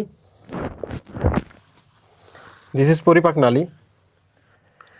পরিপাক নালীর মধ্যে এরকম এই পাশেও কিন্তু ভিলাই আছে, বুঝছো মহিম? কত জায়গা বৃদ্ধি পেল। তাহলে ফার্স্ট কাজ হচ্ছে আমাদের রক্তনালীর ছবি অ্যাড করা। দিস ইজ রক্তনালী, দিস ইজ রক্তনালী। রক্ত এই পাশে আসতেছে, রক্ত এই পাশে যাচ্ছে। আমাদের দরকার হচ্ছে এখান থেকে খাদ্যগুলোকে এখানে পাঠানো। তাহলে 1 নাম্বার থেকে আমরা শুরু করব। বলো তো 1 নাম্বার কি?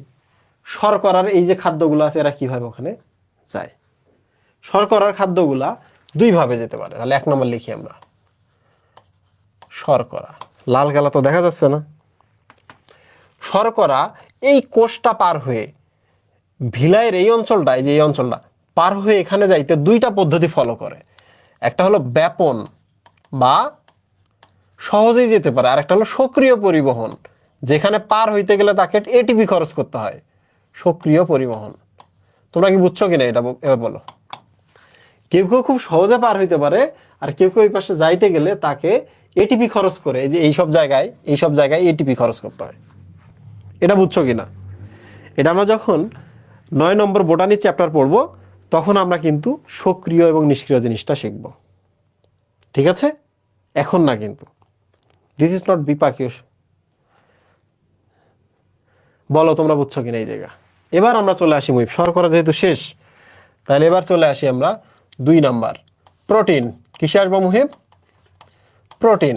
প্রোটিন এই ভিলাইয়ের মাইক্রো ভিলাই, তারপর হচ্ছে ভিলাই, ভিলাই পার হয়ে যখন এই জায়গায় আসে, 2 ভাবে আসে সেম। কি কি?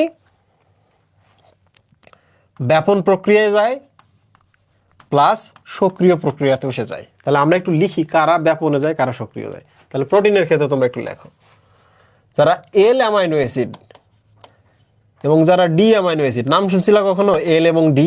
এল গ্লুকোজ, ডি গ্লুকোজ, কখনো নাম শুনছো? নাম শোনো নাই? এল মানে হচ্ছে লেভোরোটেটরি, ডি মানে হচ্ছে ডেক্সট্রোরোটেটরি। আমি তোমাকে বলি, এটা একটা আলো, এক বর্ণী একটা আলো, হ্যাঁ, এই দেখো আলো যাচ্ছে। ওকে, তো আলোটা সোজা যাওয়ার কথা না? আলোটা কি যাওয়ার কথা? সোজা। কিন্তু তুমি এই যে এখানে একটা কেমিক্যাল দিছো, what is this? This is a chemical. এই কেমিক্যালটা আবার করছে কি? এটা তো সোজা রাস্তা, তাই না মুহিব? এটা সোজা রাস্তা। কেমিক্যালটা করছে কি? আলোক রশ্মিগুলোকে এদিকে বাঁকায় দিছে। তাহলে বলো তো, লেফট সাইডে বাঁকায় দিল না?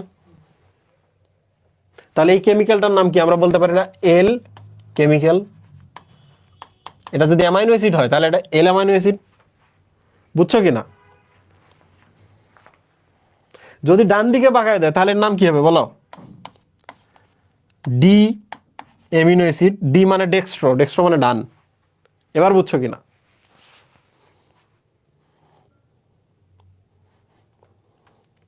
আচ্ছা, very good. It's not R, this is D. আচ্ছা প্রিয় স্টুডেন্ট, তাহলে কিছু অ্যামাইনো অ্যাসিড আছে যারা এল অ্যামাইনো অ্যাসিড, কিছু আছে ডি অ্যামাইনো অ্যাসিড। ঠিক আছে, দেখো যারা ডানপন্থী, ডানপন্থী মানে যারা ধর্মকর্ম করে, তারা খুব শান্তশিষ্ট না? যদিও সবাই না, সবাই না, কারণ কেউ কেউ তো একটু অশান্তও হয়। বাট আমি জাস্ট বলতেছি যারা ধর্মকর্ম পালন করছে, কি সুন্দর মোলায়েম শান্তশিষ্ট, মানুষের কষ্ট দিচ্ছে না। তাহলে বলো তো ডি অ্যামাইনো অ্যাসিড গুলা কি ব্যাপন প্রক্রিয়া যাবে না কোনো কষ্ট টষ্ট ছাড়া, সহজেই ব্যাপন বা নিষ্ক্রিয়। ব্যাপনকে আর একটা নামে বলা হয় নিষ্ক্রিয় পরিবহন, যেখানে কোনো এটিপি লাগে না। কি লাগে না মুহিব? কোনো এটিপি লাগে না। বাট এল অ্যামাইনো অ্যাসিড যেগুলো, দেখো এল মানে হচ্ছে লেভোরোটেটরি, বাম। তোমরা কি জানো বাংলাদেশে যারা বামপন্থী একটা সময় ছিল সশস্ত্র বিপ্লব করতো, বাম মানেই দেয়ালে দেয়ালে। বাংলাদেশের প্রত্যেক ইউনিয়নে ইউনিয়নে প্রাইভেট বিশ্ববিদ্যালয়, সরকারি বিশ্ববিদ্যালয় লাগবে, এইটা চাই দিতে হবে, এইভাবে বলে। তোমরা কি বুঝছো জিনিসটা? মানে ভালো না খারাপ আমরা জাজমেন্টে যাচ্ছি না, আমি শুধু তোমাকে মনে রাখার একটা ট্রিক শেখাই দিতেছি। বামপন্থী বা লেফট হ্যান্ডেড যারা, লেভোরোটেটরি যারা, তারা সবসময় শক্তি প্রদর্শন করে, তাদের শক্তি লাগে। কি লাগে? এটিপি লাগে। তাহলে বলো তো, এল অ্যামিনো অ্যাসিডগুলো যদি এই পাশে পার হয়ে রক্তে যাইতে চায়, এল অ্যামিনো অ্যাসিডগুলা, তাই না মুহিব?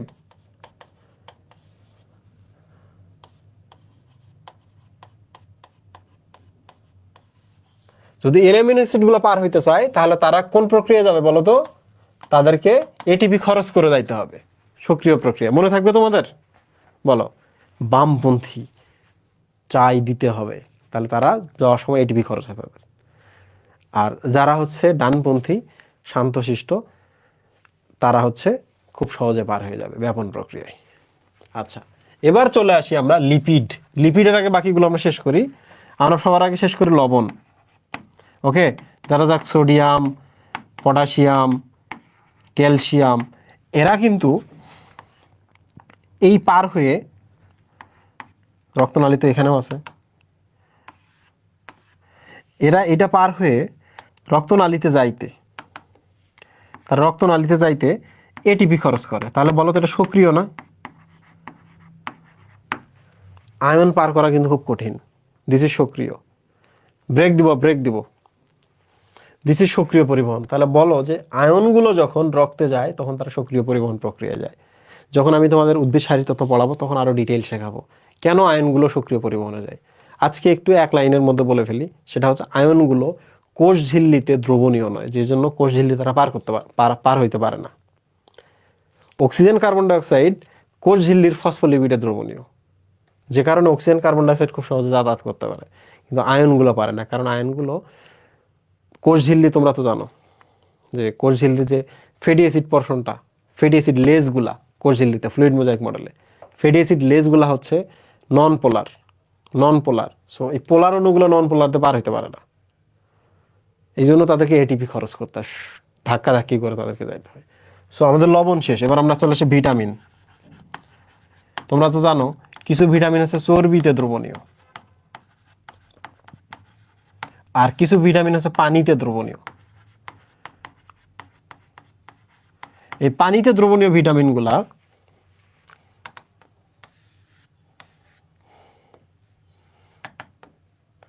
পানিতে দ্রবণীয় ভিটামিনগুলা যেমন এ এবং সি, সরি বি এবং সি, তারা খুব সহজে যাইতে পারে, ঠিক আছে।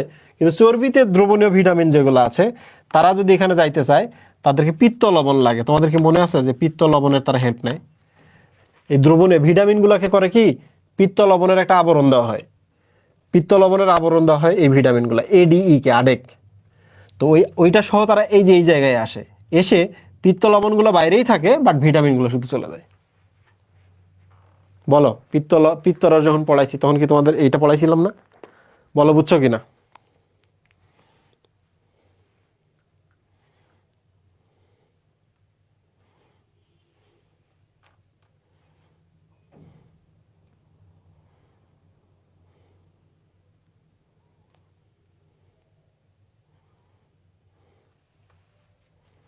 তোমাদের কি ব্রেক লাগবে?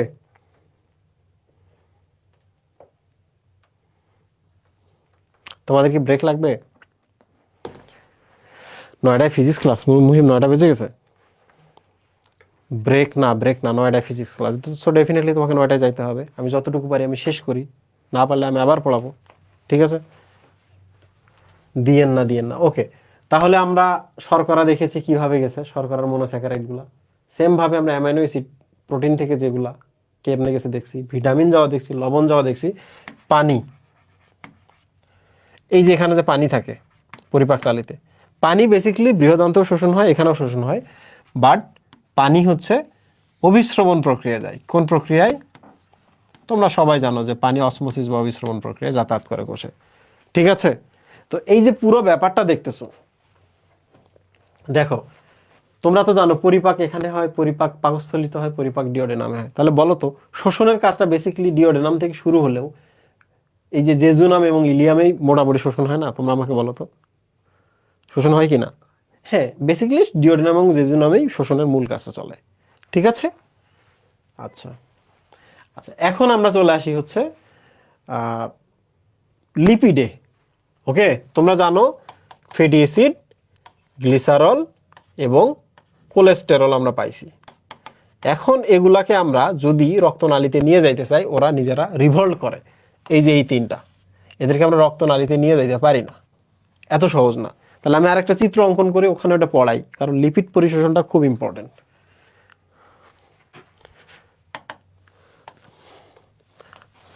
ওকে, তাহলে এই যে আমি একটা ভিলে অ্যাড করলাম, দিস ইজ রক্তনালী।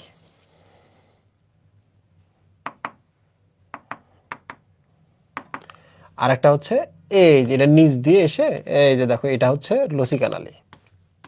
সো এটা কি মুহিম? লসিকা নালী। ঠিক আছে? তাহলে দেখো কি কি ঘটনা ঘটে।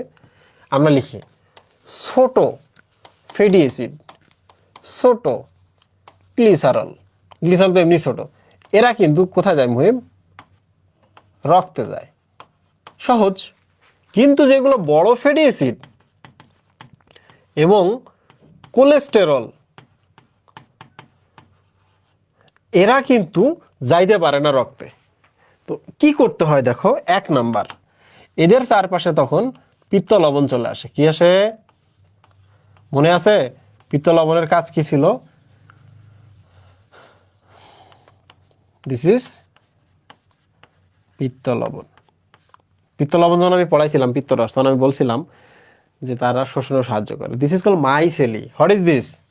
This is called micelle. সাবাস, একজন কমেন্ট করছে, জানে, পড়ালেখা করতেছে।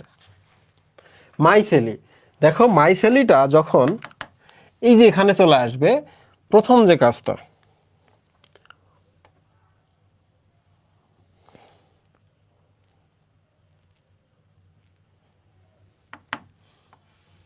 দেখো প্রথম যে কাজটা সেটা হলো পিত্ত লবণগুলা যাচ্ছে। এই দেখো পিত্ত লবণগুলো বাইরে থেকে গেল, দেখছো? পিত্ত লবণগুলো বাইরে থেকে গেল, কিন্তু এই যে বড় ফ্যাটি অ্যাসিড, কোলেস্টেরল ভেতরে চলে আসলো। বলো তো ভিলাই চলে আসছে না ভিলাইয়ের কোষে? বলো এই যে ভিলাইটাতে আসছে কিনা ফ্যাটি অ্যাসিড এবং গ্লিসারল? বলো চলে আসছে। এখন তাদের মনে হয়েছে যে আমরা রক্তনালীতে এখান থেকে যাব না। এই ভিলাইয়ের কোষে চলে আসার পর তারা বলতেছে আমরা রক্তনালীতে যাব না, বিকজ সবাই যেখানে যায় সেখানে আমরা যাব না, উই আর ডিফারেন্ট। ওকে, কি? We are different.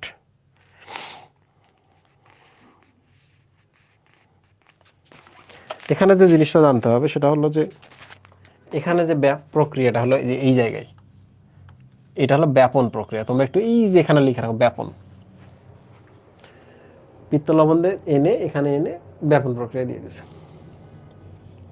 ওকে, তারপর এবার দেখো ফ্যাটি অ্যাসিড এবং কোলেস্টেরল, হ্যাঁ ইয়েস, তারা বলতেছে আমরা যাব না রক্তনালীতে, আমাদের গার্ড অফ অনার দিতে হবে এবং আমরা ডিফারেন্ট রাস্তা দিয়ে যাব, আমাদের রাস্তা আলাদা।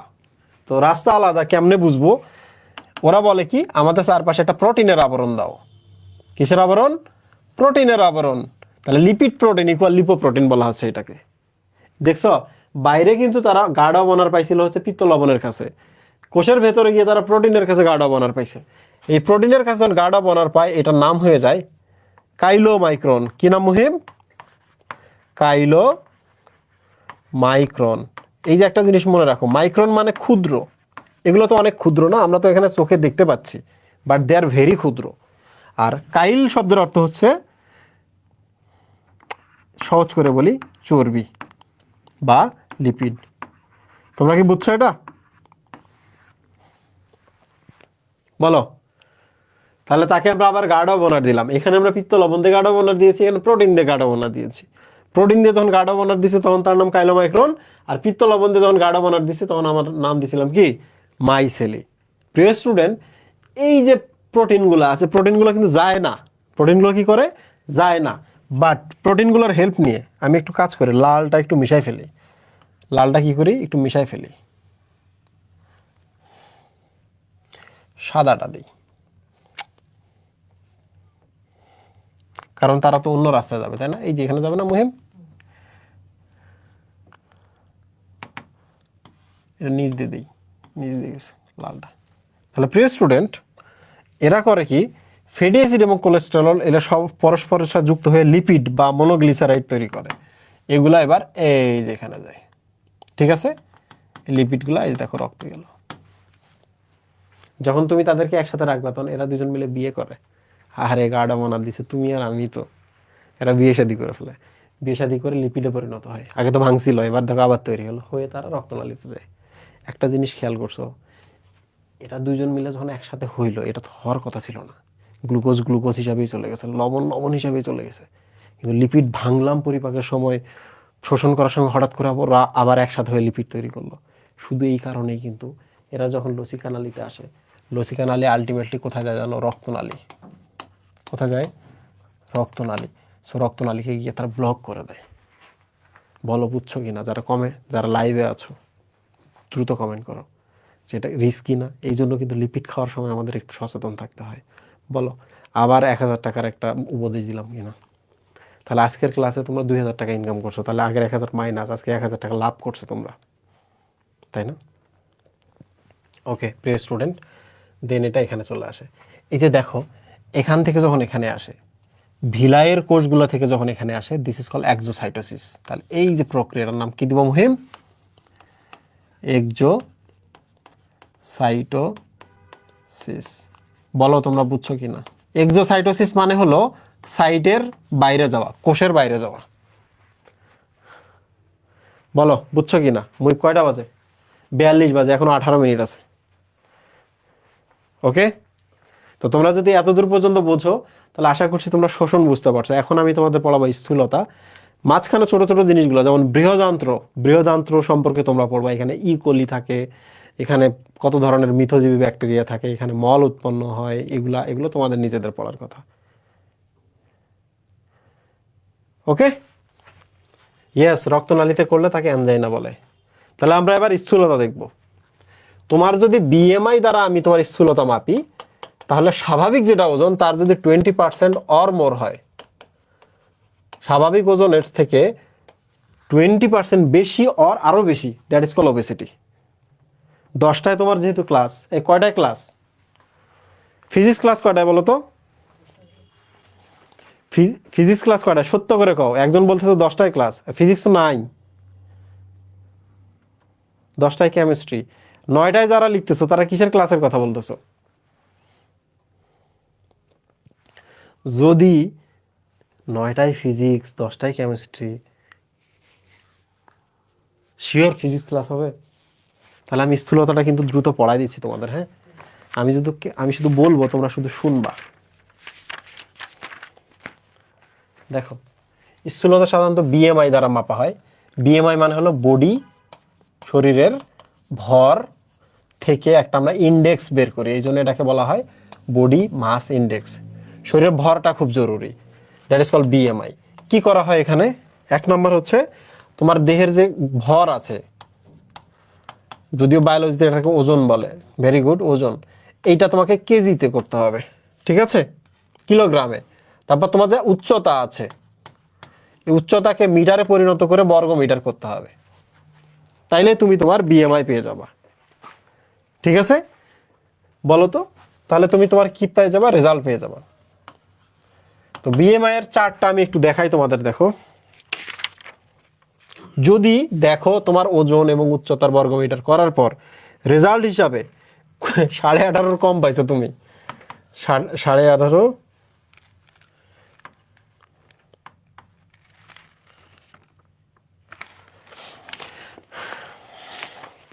18.5 কম পাইছো, তাহলে তুমি আন্ডার ওয়েট, তোমার আর একটু খাইতে হবে। কি করতে হবে? খাইতে হবে। খাইতে হবে বলে তুমি যা তা খাবা সেই কাজ করা যাবে না। ভাই আমার তো ওজন বাড়ে না, আমি তো ফুচকা টুচকা সব খাই, ফাস্ট ফুড সারাদিন খাই।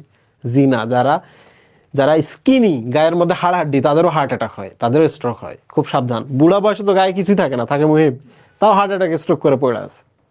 সো যাতে খাওয়া যাবে না। এবার দেখো তোমরা কোনো কারণে যদি এটা 18.5 থেকে 24.99 হয়, তাহলে তুমি নর্মাল ওয়েট হবে তোমার। কি হবে? Normal wait. আমি কিন্তু পরীক্ষায় অঙ্ক দিব তোমাদের।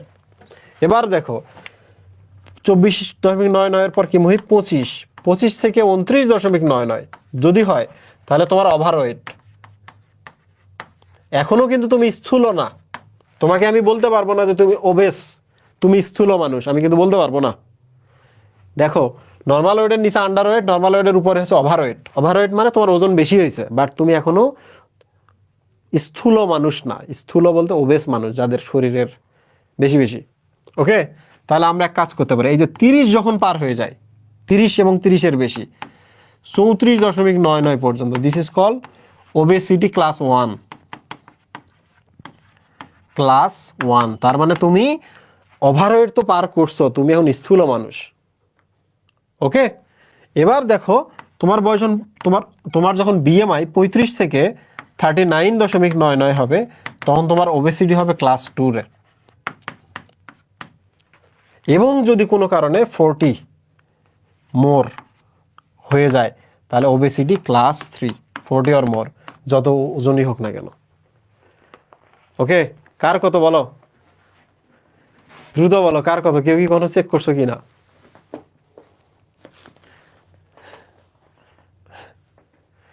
তোমাদের অভিদাদার স্থূলতা হচ্ছে 40-এর বেশি।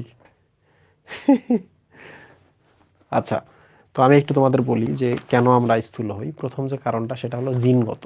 বাপ মা যদি মোটা হয়, সন্তান মোটা হবে। কারণ ওজনের পক্ষে কিন্তু কিছু জিন থাকে যারা মানুষকে ওজনদার করে। তাহলে তোমার যদি মোটা হও, মানুষ যদি বলে মোটা, তাহলে বলবা যে আমার বাপরে গিয়ে জিগাও আমি কেন মোটা, আমার মারে গিয়ে জিগাও আমি কেন মোটা। ওরা মোটায় মোটায় বিয়ে করছে বলে আজকে আমি মোটা হয়েছি, তাই না? ওকে, প্রথমটা হচ্ছে জিনগত, 2 নম্বর হচ্ছে পারিবারিক জীবনযাত্রা। পারিবারিক জীবনযাত্রা বলতে হচ্ছে বাপ মা চাকরি করে কিংবা বাপ মা বিজনেস করে, বৃহস্পতিবারে দেখা হয়, শুক্রবারে তোমরা বাইরে যাও খাইতে। একটা সময় ছিল মানুষ নদীর ধারে যাইতো, কাশ বনে যাইতো, কিংবা হচ্ছে ভ্রমণে যাইতো, নিজেরা রান্না করতো। আর এখন বাইরে যাওয়া মানে হচ্ছে খাইতে যাইতে হবে। কোথায়? ধানমন্ডি, একে রুপটপে। তো তোমরা আমাকে বলো, খাওয়ার পরে ইত্যাদি ইত্যাদি খাইলে ওজন কি বাড়বে না? বাড়বে। তিন আরও একটা ব্যাপার আছে, যারা অফিসে থাকে, অফিসে বসে খালি চিনি খায়। আমি নিজে কিন্তু চায়ে চিনি খাওয়া বন্ধ করে দিছি না মুহিব?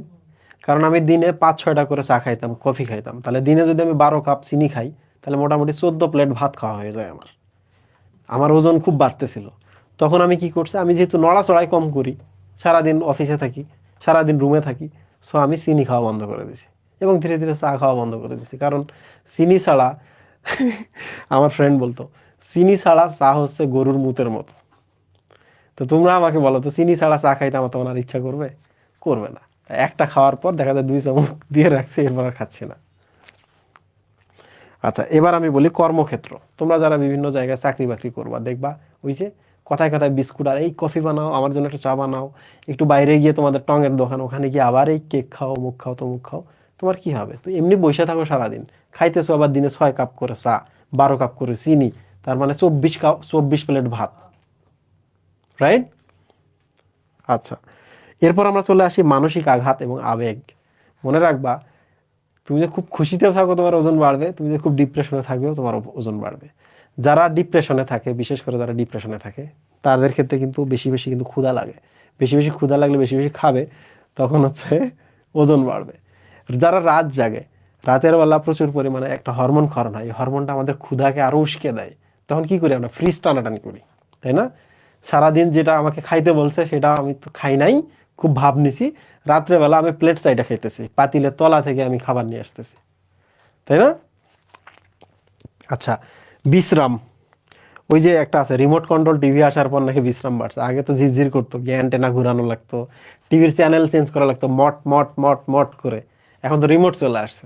তো শুয়ে খাবার টাবার চারপাশে নিয়ে বাড়িতে আমরা এখন কি করছি, হোম থিয়েটার নাম দিছি। হোম থিয়েটার নাম দিয়ে আমরা কি করতেছি, খাইতেছি আর ওজন বাড়াইতেছি। লিঙ্গভেদে, লিঙ্গভেদের ক্ষেত্রে বলে রাখি, ইউজুয়ালি মেলদের যে হরমোন টেস্টোস্টেরন, টেস্টোস্টেরন কিন্তু স্থূলতার বিপক্ষে। মানে তোমার শরীরে যদি টেস্টোস্টেরন বেশি থাকে তুমি কিন্তু হিংস্র হবা, তুমি বেশি অ্যাগ্রেসিভ হবা, তোমার কিন্তু ওজন কম থাকবে।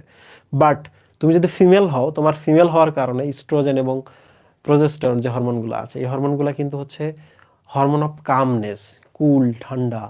ওকে, মেয়েরা এমনিতেই কুল এবং ঠান্ডা হয়, এটা ভালো জিনিস কিন্তু এটা। সো এগুলো কিন্তু আবার স্থূলতা বাড়ায়, এই জন্য মেয়েরা বেশি বেশি স্থূল হয়। তাহলে আমার মা সারাদিন বাসায় কাজ করে, তারপর আমার মা শরীরে কি মেদ জমবে, তাই না? মায়েদের ক্ষেত্রে দেখো, তোমার মায়ের দিকে তাকাও বা আশেপাশে যত মায়েদের দিকে তাকাবা, দেখবা যে তাদের ওজন বেড়ে গেছে। ওকে, আর একটা জিনিস গর্ভাবস্থা। তো গর্ভাবস্থার সময় 4 থেকে 6 পাউন্ড ওজন বেড়ে যায়। এর একটা বড় কারণ হলো যে আমার শরীরের হরমোন আমাকে, মেয়েদের ক্ষেত্রে দেখো, মেয়েদের শরীরের হরমোন তাকে ওজন বাড়াইতেছে, বাচ্চা পেটে আসে সেও কিছু এক্সট্রা হরমোন ক্ষরণ করে, ওইটা আবার ওজন বাড়াইতেছে। সো আমি জাস্ট বলতেছি, পরীক্ষার হলে যদি কখনো আসে আরাম করে লিখে দিবা। Polycystic ovary syndrome, polycystic ovary সিনড্রোমের ক্ষেত্রে কিন্তু প্রচুর পরিমাণে হরমোন ক্ষরণ হয় এবং এই হরমোনগুলো কিন্তু ওজন বাড়ায়। এই যে এখানে গোফ দেখা যায় মেয়েদের, ওজন বাড়ে, right? So polycystic ovarian syndrome যাদের আছে, পিকস যাদের আছে, তাদের এই প্রবলেমটা হয়। কুশিং সিনড্রোমের ক্ষেত্রে হয়। ওকে, কুশিং সিনড্রোমের ক্ষেত্রে হয়। এবং হাইপোথাইরয়েডিজম, হ্যাঁ, তোমার যে থাইরয়েড হরমোন বেশি বেশি ক্ষরণ হলে তোমার শরীরের সমস্ত শর্করা ভাঙা শুরু হবে। থাইরয়েড হরমোনের কাজ কিন্তু আমাদের শরীরে কিন্তু খাবার ভাঙা, খাবার ভেঙে আমাকে শক্তি দেওয়া। থাইরয়েড হরমোন যদি কম ক্ষরণ হয়, তাহলে আমার শরীরের খাদ্যগুলো ঠিকঠাক হজম হবে না, খাদ্যগুলো ঠিকঠাক ভাঙবে না, খাদ্যগুলো আমার শরীরে জমা হতে থাকবে। ঠিক আছে, এগুলো বেশ সহজ, আশা করছি তোমাদের কোনো প্রবলেম হবে না, তোমরা খুব ভালো করবা। আর যেটা করবা সেটা হলো, তোমরা এই যে দেখছো এই জিনিসগুলো একটু ভালো করে পড়বা। তোমাদের কিন্তু আমি অগ্ন্যাশয়ের গঠন পড়াইছি, তাহলে অগ্ন্যাশয়ের গঠন নিয়ে তোমরা পারবা। তোমরা হচ্ছে, তোমাদের আমি যকৃৎ পড়িয়েছি, যকৃতের গঠন পারবা। আর তোমরা শুধু একটু দেখবা যে ভিলাই কোথায় থাকে আর রুগী কোথায় থাকে, আশা করছি তোমাদের কোনো প্রবলেম হবে না। এই চ্যাপ্টার কিন্তু আমরা দারুণভাবে শেষ করছি। এর মানে এই না যে ভাইয়া আপনি A to Z 100টা শব্দই পড়িয়েছেন বইয়ে থাকা। না, আমি 100টা পড়াই নাই, আমি 90+% পড়াইছি। বাকি 10% আমি তোমার উপর রিলাই করি, তোমার উপর আমি বিশ্বাস করি যে তুমি এটা পড়তে পারবা। আজকে কি মাইক অন করবেন? ইয়েস। কটা বাজে মুহিব দেখো তো? 53 বাজে। 5-6 মিনিটের জন্য আমি মাইক অন করব, তোমরা যদি কিছু বলতে চাও ডেফিনেটলি কথা বলবো। এখন আমার নিজের স্টুডিও, সারা রাত ধরে এখন মাইকে কথা বলা যাবে। প্লিজ মুহিব, মাইক অন করো। এই যে নিচে নিচে নিচে আমার এই যে হাতের কাছে দেখো, বা আমার ডান হাত, আমার স্ক্রিনে হাত দেখো, এই যে এটা এটা এটা না, তাহলে ডান সাইডে যাও, 3 ডট, 3 ডট নিচেই, না উপরে, অ্যালো স্টুডেন্ট মাইক। তোমাদের মাইক্রোফোন ওপেন করে তোমরা কথা বলতে পারো। আসসালামু আলাইকুম ভাই। ওয়ালাইকুম সালাম। তোমার নাম কি ভাইয়া? ভাই আমার নাম মোহাম্মদ মাজিদুল ইসলাম মুহিব। ওকে, বলো মাজেদুল। ওই যে পরীক্ষায় একটা প্রশ্ন করছিলেন যে অগ্ন্যাশয় উম, অগ্ন্যাশয় থেকে কোন নালীর মাধ্যমে রসটা ডিওডেনামে প্রবেশ করে, এটা কি অ্যাম্পুল অফ ভ্যাটার হবে না? মানে হ্যাঁ, আনসার দা ওয়েলসাম নালী। আচ্ছা, ডেফিনেটলি এটা এম্পুলা ভ্যাটার হবে। আনসার যদি উইসাং নালী হয়, উইসাং নালীটা আমরা কেটে দিব। ঠিক আছে, এটা এম্পুলা অফ ভ্যাটার হবে। ইয়েস, শুধু এইটাই না, পিত্তরসও কিন্তু এম্পুলা অফ ভ্যাটার দিয়েই প্রবেশ করে। থ্যাংক ইউ, খুব দারুণ একটা জিনিস জি বলছো ভাই। আমাকে। কোন কলেজ তোমার? Dhaka residential model college. DRMC। Okay, next please. আর ভাই এক্সাম, ভাই আমি আজ এক্সামটা কি কালকে হবে? চ্যাপ্টার যেহেতু শেষ হয়েছে, আগামীকালকে এক্সাম হবে। আচ্ছা ভাই, ঠিক আছে। ওকে। আসসালামু আলাইকুম ভাইয়া। ওয়ালাইকুম সালাম। নাম কি, কোন কলেজ? হ্যাঁ, গোলাম জিরানী সদয়, Comilla Victoria College. Oh God, Comilla Victoria College. Okay, please. ভাই গ্লাইকোজেনেসিস কি মাংসপেশিতে ঘটে? গ্লাইকোজেনেসিস, গ্লাইকোজেনেসিস বেসিক্যালি গ্লাইকোজেন জমা হয় 2 জায়গায়। হ্যাঁ, দেখো, সারা দেহে আমাদের হচ্ছে গ্লুকোজের দরকার, যে কারণে আমরা এখানে কিছু গ্লাইকোজেন জমা রাখি, সে সারা দেহে দেয়। কিন্তু আমাদের পেশি আছে, পেশি তো অপেক্ষা করবে না, তাই না? পেশি যদি অপেক্ষা করে আমি হাঁটতে পারবো না, কথা বলতে পারবো না, যকৃৎ কখন পাঠাবে আমাকে। এই জন্য পেশিতেও কিন্তু এই গ্লুকোজ গিয়ে গ্লাইকোজেনে পরিণত হয় এবং পরবর্তীতে আমার পেশির দরকার অনুযায়ী এগুলো ভাঙে। ইয়েস ইয়েস, খুব দারুণ জিনিস বলেছো, দুই জায়গায়। ওকে, নেক্সট কোশ্চেন প্লিজ।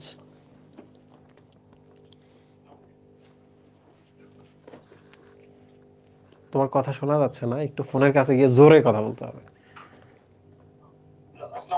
ওয়ালাইকুম সালাম। রাজশাহী কোন কলেজ? শাহ মখদুম কলেজ। ওকে ভাইয়া, বলো।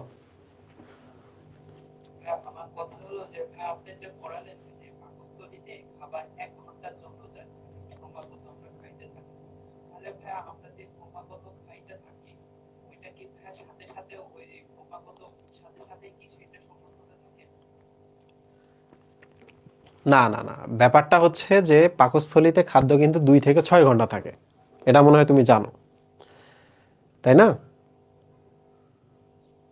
পাকস্থলীতে, ওকে, পাকস্থলীতে খাদ্য থাকে 2 থেকে 6 ঘন্টা। এখন প্রশ্ন হচ্ছে কোনটা 2 ঘন্টা থাকবে, কোন ধরনের খাদ্য এখানে 4 ঘন্টা থাকবে? পানি তো আর 4 ঘন্টা থাকে না, পানি এই পাশে আসে, পানি এই পাশে নেমে চলে যায়। ওকে, তাহলে তুমি চিন্তা করো, স্টার্চ এক ধরনের সময় নেবে, তারপর হচ্ছে প্রোটিন এক ধরনের সময় নেয়, লিপিড একটা নির্দিষ্ট সময় নেয়। সো খাদ্য এখানে যদি থাকে 2 থেকে 6 ঘন্টা, ধরা যাক একটা খাদ্য 5 ঘন্টা আছে, 5 ঘন্টা ধরে তার এখানে পরিপাক চলে, এবং পরিপাক হওয়ার পর তো তাকে নিচে নামতে হবে, দেন শোষণ শুরু হয়ে যায়। পরিপাকের পর ডিওডেনামে যদি বাকি থাকে ওটা কাভার হয়ে যায়, দেন শোষণ হয়। সো পাকস্থলীতে থাকা অবস্থায় খাদ্যের শোষণ হয় না। কিন্তু ব্যাপার হইতেছে যে আমি যদি 100টা দানা খাই ভাতের, 100টার দানায় কি ওখানে 2 থেকে 6 ঘন্টা থাকবে? না, কিছু দানা এখান থেকে ভাঙা শুরু হয়, মুখ থেকে। এখানে যখন ওরা আসে, কিছু দানা দ্রুত পরিপাক হয়ে নিচে নামে, সাথে সাথে তারা যাওয়া শুরু করে। ওকে, এই তো, তুমি কি বুঝতে পেরেছো? ওকে ওকে ওকে, নেক্সট কোশ্চেন প্লিজ। ওয়ালাইকুম সালাম, হাসিবুল হাসান।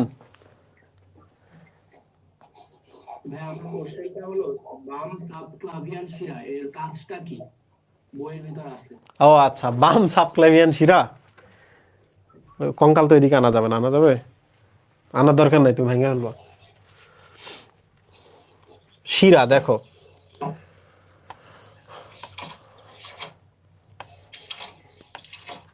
এইটা তো আমাদের শরীর, রাইট? এটা আমাদের হার্ট। এই যে দেখো, হার্ট থেকে একটা রক্তনালী বের হয়, হয়ে হাতে যায় কিছু, এই পাশে যায় কিছু, মাথার এই সাইডে কিছু যায় এবং এই সাইডে কিছু যায়। খেয়াল করো, হার্ট থেকে এরা যেহেতু রক্ত এদিকে নিয়ে যাচ্ছে, এইটা যাওয়ার সময়, এই যে রক্তনালীটা যাওয়ার সময় আমাদের ক্লাভিকলের নিচ দিয়ে যায়, তাহলে এটার নাম হচ্ছে, ক্লাভিকলের নিচ দিয়ে যেহেতু যাচ্ছে এই জন্য এটার নাম হচ্ছে সাবক্লেভিয়ান ধমনী। কি নাম? দিস ইজ কল্ড সাবক্লেভিয়ান ধমনী। লুক, একটা শিরা, ধমনী যখন যায় হাতের দিকে, ক্লাভিকলের, এই যে আমাদের ক্লাভিকলটার নিচ দিয়ে যাচ্ছে, আমাদের এই ক্লাভিকলের নিচ দিয়ে যায়, হাতের দিকে যায়। সো দিস ইজ সাবক্লেভিয়ান শিরা, সরি ধমনী, সাবক্লেভিয়ান ধমনী। সেম ভাবে আমাদের হাত থেকে যতগুলো রক্ত আবার আসবে হার্টের দিকে, সেম ক্লাভিকলের নিচ দিয়ে আসে। So this is called subclavian শিরা। তার মানে হাতে যে যায় সাবক্লেভিয়ান ধমনী, হার্ট থেকে রক্ত নিয়ে যায়, হাত থেকে যারা আবার রক্ত, শিরা রক্ত, এগুলো কিন্তু যারা রক্ত নিয়ে আবার হার্টের দিকে আসে তাদেরকে বলা হয় সাবক্লেভিয়ান শিরা। এর কাজ হচ্ছে হাতের রক্তগুলোকে হার্টের দিকে নিয়ে আসা। ওকে, তো এখন প্রশ্ন হলো, তুমি এই প্রশ্নটা কেন করছো? এই প্রশ্নটা করার একটা কারণ আছে। আমাদের দেহে যত লসিকা নালী আছে না, যে লসিকা নালীগুলো লিপিড টিপিড নিয়ে আসতেছে, এই সবগুলো এসে এই যে এখানে এসে সাবক্লেভিয়ান যে শিরাটা আছে এই জায়গায় এসে ড্রেন করে, এখানে আসে। তার মানে লিপিডগুলা লসিকা নালী দিয়ে যায় ঠিক আছে, কিন্তু দিন শেষে ওরা আবার এই সাবক্লেভিয়ান শিরা এবং হচ্ছে এই জায়গায় এসে তারা ড্রেন করে, তারা আবার হচ্ছে রক্তের সাথে মিশে যায়। প্রথমে রক্তে যাইতে চায় নাই, কিন্তু আলটিমেটলি তাকে রক্তে আসতেই হয়েছে। তোমার কি আমি বোঝাইতে পারছি? জি ভাইয়া, বুঝতে পারছি। হ্যাঁ, এটা তাহলে সবচেয়ে গুরুত্বপূর্ণ টপিক কোনটা, মানে সবচেয়ে ভালো করে কোনটা, মানে কোন টপিকটা পড়বো? আচ্ছা, সবচেয়ে গুরুত্বপূর্ণ টপিক হচ্ছে শর্করা পরিপাক। শর্করা পরিপাক নিয়ে যত কথা আছে সব জানতে হবে। তারপর যদি আমি বলি তাহলে তোমাকে পড়তে হবে প্রোটিন পরিপাক। তারপর যদি আমি তোমাকে বলি কি পড়তে হবে সবচেয়ে বেশি, তখন তোমাকে যে স্থূলতা কিংবা এই যে ব্যবহারিক অংশে যে গঠনগুলো আছে এগুলো পড়তে হবে। আর আমি তোমাদের যথাসময়ে পরীক্ষার আগে আমি জানাবো কোন কোন টপিকগুলো পড়তে হবে। Yes please. আসসালামু আলাইকুম ভাইয়া। ওয়ালাইকুম সালাম। নাম কি ভাইয়া? সাকিবুল হাসান, বরিশাল থেকে। বরিশাল কোন কলেজ তোমার? অমৃতুল্লাহ কলেজ। ওকে ওকে, বলো ভাইয়া। তো ভাই আমি তো এই যে নতুন এনরোল করছি এখন, ভাই অনেকগুলো ক্লাস জমে গেছে। ওকে, কি করতে পারি? অনেকগুলো যেহেতু ক্লাস জমে গেছে, তুমি রেগুলার ক্লাসের দিনে রেগুলার ক্লাস করবা। রেগুলার ক্লাস কোনোভাবে মাপ দেওয়া যাবে না, রেগুলার এক্সাম মাপ দেওয়া যাবে না। আর এর মাঝে মাঝে যে ফাঁকা ডে গুলো থাকে, শুক্রবার শনিবার গুলো থাকে, একটা একটা করে ক্লাস করবা। তোমাদের মাইক্রোফোন অন আছে, মাইক্রোফোন অন অবস্থায় কথা বলা যাবে না। তুমি রেগুলার ক্লাসগুলো, আচ্ছা আমি আগের প্রশ্নটার উত্তর দিই।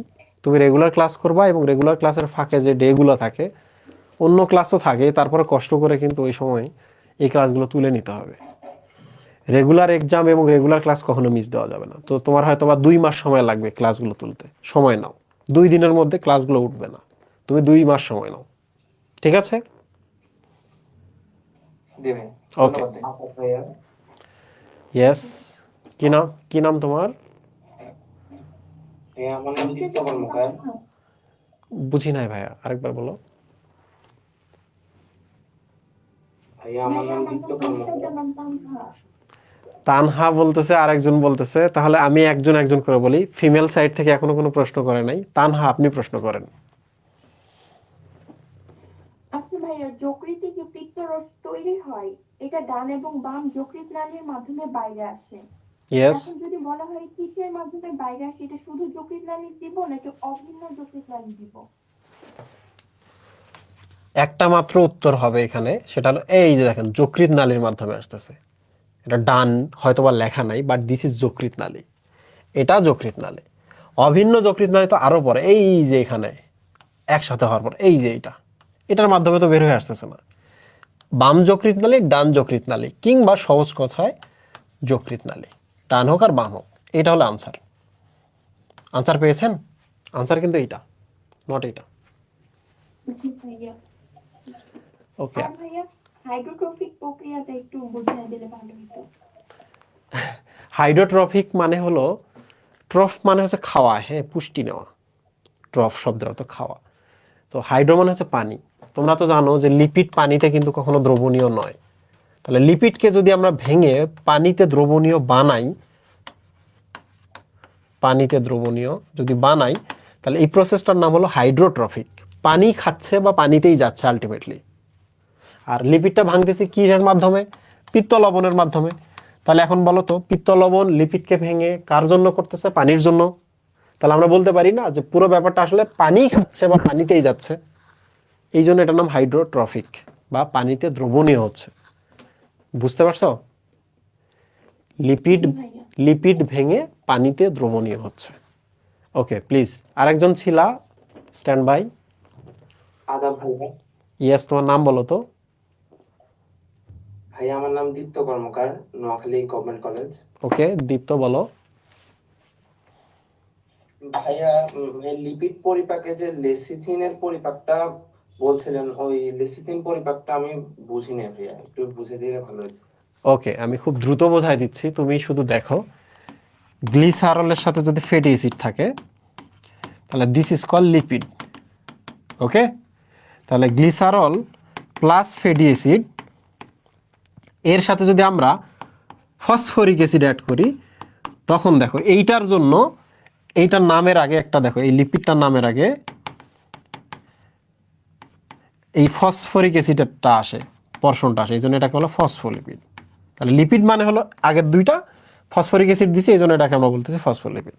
ঠিক আছে, এবার দেখো আবার আগের মতো গ্লিসারল, ফ্যাটি অ্যাসিড থাকবে, ফসফরিক অ্যাসিড এবারও থাকবে, শুধু এর সাথে কোলিন অ্যাড হবে। তখন এই ফসফোলিপিডটাকে অনলি ফসফোলিপিড না বলে আমরা বলি লেসিথিন। তাহলে দেখো এটা কিন্তু লিপিড, প্রমাণ কি? এই যে ফ্যাটি অ্যাসিড গ্লিসারল আছে, এটি এক ধরনের ফসফোলিপিড, প্রমাণ কি? ফ্যাটি অ্যাসিড গ্লিসারল এবং ফসফরিক অ্যাসিড আছে। এটি ফসফোলিপিডের থেকেও জটিল, কারণ কি? ফসফোলিপিডের যা আছে তার সাথে কোলিন আবার অ্যাড আছে, যে কারণে এটা ফসফোলিপিডের থেকেও জটিল বলা হয়ে থাকে। তুমি কি বুঝছো এবার যে আমরা স্টেপ বাই স্টেপ আগাইছি? ফ্যাটি অ্যাসিড বুঝতে পারছো? ভাই এখানে কোলিনটা বুঝিনি। Okay, choline is a chemical compound. এটা যখন অ্যাড হয়ে যায় তখন এই ফসফোলিপিডটা আরো কমপ্লেক্স হয়ে যায়, লাইক ফসফরিক। ভাইয়া আরেকটা কোশ্চেন ছিল ভাইয়া, আপনি যে আজকের ক্লাসে যে ভাইয়া বলছিলেন বড় ফ্যাটি অ্যাসিড গুলো লসিকা দিয়ে গিয়ে রক্তনালীতে উন্মুক্ত হবে, ওইটা স্যার রক্তনালীতে হবে নাকি শিরাতে যাবে? একটু আগে যে একটা স্যার এই শিরার একটা কনসেপ্ট বুঝেছিলেন। ওটা ভিন্ন জিনিস। আচ্ছা, আমি বলেছিলাম যখন ছোট, তারা ভিলাইয়ের এই কোষগুলা ভেদ করে যাইতে পারবে, কারণ তোমরা জানো ভিলাইয়ের কোষ ঝিল্লি ফসফোলিপিড, তোমরা তো জানো যে এটা ফ্লুইড মোজাইক মডেল এবং কোষ ঝিল্লি, রাইট? ঠিক না? যে কোনো কোষের ঝিল্লি হচ্ছে, জি ভাইয়া। যে কোনো কোষের ঝিল্লি হচ্ছে ফসফোলিপিড। তাহলে ছোট ছোট ফ্যাটি অ্যাসিড, গ্লিসারল এরা কিন্তু নিজেদের পরিচিত জিনিস, এগুলা ফসফোলিপিডটা কিন্তু অ্যাকচুয়ালি ফ্যাটি অ্যাসিড এবং গ্লিসারলের পরিচিত, এই জন্য তারা সহজে যাইতে পারে। বাট যেগুলো আকারে অনেক বড়, ওরা যদি এটাতে যায় ওরা দেয়াল ভাঙা ফেলবে, এই দেয়াল আর জোড়া লাগবে না। এই জন্য ওরা করে কি, ওরা এই পাশে যায়, গিয়ে লসিকা নালীতে যায়, তখন আর ওরা হচ্ছে এতে যাইতে পারে না, রক্তনালীতে যাইতে পারে না, রাস্তা আলাদা। আমি সহজ করে বলি, এই পাশে তুমি যদি যাও, গিয়েই তুমি রক্তনালীর সাথে তোমার দেখা হবে। বাট তুমি যদি কখনো অন্য পথ দিয়ে যাও, যে আমি তো ওই পাশে যাইতে পারলাম না, অন্যদের হেল্প নিলাম, তাহলে তোমার আর রক্তনালীর সাথে দেখাই হবে না, সবার আগে দেখা হবে লসিকা নালীর সাথে। সো বড় বড় গুলো যায় লসিকা নালী দিয়ে, ছোট ছোট গুলা দেয়াল ভেদ করা তাদের জন্য সহজ, যে কারণে তারা রক্তনালী দিয়ে যায়। ভাইয়া লসিকা নালীতে ওইটা যাওয়ার পর ওখান থেকে ভাইয়া রক্তনালীতে কিভাবে যায়? ও আচ্ছা, এই যে লসিকা নালী দিয়ে তারা যাচ্ছে, বিভিন্ন লসিকা নালী দিয়ে যাইতে যাইতে যাইতে যাইতে একদিন এই যে দেখেন এখানে রক্তনালীর সাথে দেখা হয়েছে, তখন ওরা আবার রক্তনালীতে গিয়ে ড্রপ হয় সবাই। বুঝেছেন? মানে আমি যে রাস্তায় চলি না কেন। ভাইয়া ইয়েস প্লিজ প্লিজ। আরেকটা সমস্যা হচ্ছে ভাইয়া, ভাইয়া আমি সাইকেল 1ও কিনছিলাম, সাইকেল 2ও এনরোল করছিলাম। এখন ভাইয়া সাইকেল 1-এ আমি অন্য একটা জিমেইল থেকে মানে ভুলে কিনে ফেলছিলাম, সাইকেল 2টা মানে এই জিমেইল দিয়ে কিনছি। এখন ভাইয়া মেগা এক্সাম আমি কিভাবে তাহলে অ্যাটেন্ড করব? এটা ভাই টেকনিক্যাল ইস্যু, এই ধরনের ইস্যু সলভ করার জন্য এসিএস এর হেল্পলাইন ফোন করে এগুলো সলভ করে নিতে হবে, কারণ এই ইন্টারনাল ইস্যুগুলো আমি তো সামলাই না। এখন আপনি যে নতুন যেটা করতেছেন, আপনি এইটা নিয়েই অ্যাটেন্ড করবেন, নতুন যে আপনার অ্যাকাউন্টটা এইটা দিয়ে অ্যাটেন্ড করবেন। ভাই আমি এক্সামটা দিতে পারবো আর কি, ভাইয়া ওইটা জিজ্ঞেস করছি। হ্যাঁ হ্যাঁ হ্যাঁ হ্যাঁ, এক্সাম দিতে পারবেন আপনি, এক সাইকেলে থাকলে আপনি এক্সাম দিতে পারবেন। বাট আপনাকে গিফট পাইতে হলে সবগুলো এক্সামের হিস্ট্রি থাকতে হবে, যে আমি আচ্ছা সাইকেল 1-এ 2-তে অন্তত সব দিছি এই এই এই আইডি থেকে। আচ্ছা, আদাব ভাই। জি ভাইয়া। আসসালামু আলাইকুম। ওয়ালাইকুম সালাম, বলো ভাইয়া। বলো বলো বলো।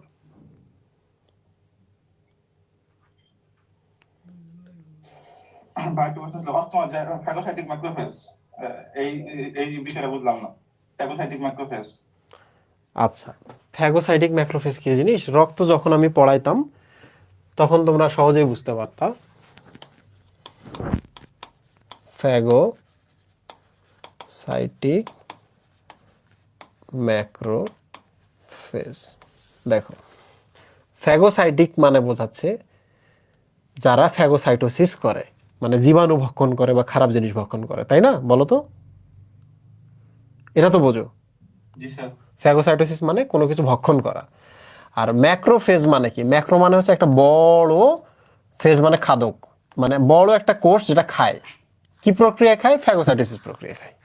আমি আরেকবার বলছি, বড় একটা কোষ খায়, ফেজ মানে ভক্ষণ করা। বড় একটা কোষ খায়, কিভাবে খায়? ফ্যাগোসাইটোসিস প্রক্রিয়া খায়। এখন কারা এটা? তুমি নিশ্চয় ডাব্লিউবিসির কথা শুনছো। ডাব্লিউবিসির তোমরা নিশ্চয় মোনোসাইটের নাম শুনছো। নাম শুনছো কি? মোনোসাইটের নাম? শুনছি। ওকে, মোনোসাইটটা হয় কি, যখন ধরা যাক দিস ইজ রক্তনালী, দিস ইজ মোনোসাইট, এই যে মোনোসাইট, সে বের হয়ে যায় রক্তনালী থেকে, নিজের এলাকা থেকে। তো রক্তনালী বাইরে এগুলো তো কোষ বা টিস্যু। তাহলে মোনোসাইটটা এখন এই যে এখানে আসছে না মুহিব, এই মোনোসাইটটা হয় কি, ধীরে ধীরে ধীরে ধীরে এরকম বড় হয়ে যায়। আগে ছিল ছোট, এখন হলো বড়। যখনই বড় হয় তখন এটার নাম হচ্ছে ম্যাক্রো। আর যত বড় তত খাওয়ার সক্ষমতা বাড়ে, এই জন্য এটা হলো ফেজ। এবং সে কি প্রক্রিয়ায় খায়? ফ্যাগোসাইটোসিস প্রক্রিয়ায়। এই জন্য এটার নামই হলো ফ্যাগোসাইটিক ম্যাক্রোফেজ। ম্যাক্রো বলার কারণে এটা আকারে বড় হয়েছে। 2 নম্বর হচ্ছে এটা খায় জীবাণু। কোন প্রক্রিয়া খায়? ফ্যাগোসাইটোসিস প্রক্রিয়া খায়। যদি কোনো জিজ্ঞেস করে যে এই ম্যাক্রোফেজটা কোত্থেকে আসছে, তুমি বলবা যে মোনোসাইট থেকে আসছে। যদি বলো মোনোসাইট কোত্থেকে আসছে, মোনোসাইট রক্তনালী থেকে আসছে। যদি বলো মোনোসাইট আসলে কি, তুমি বলো এটা এক ধরনের শ্বেতকণিকা। তুমি কি বুঝছো? শ্বেতকণিকাটা জাস্ট বড় হয়েছে। জি জি। ওকে, প্লিজ নেক্সট কোশ্চেন। বুঝছি। আসসালামু আলাইকুম ভাই। ওয়ালাইকুম সালাম।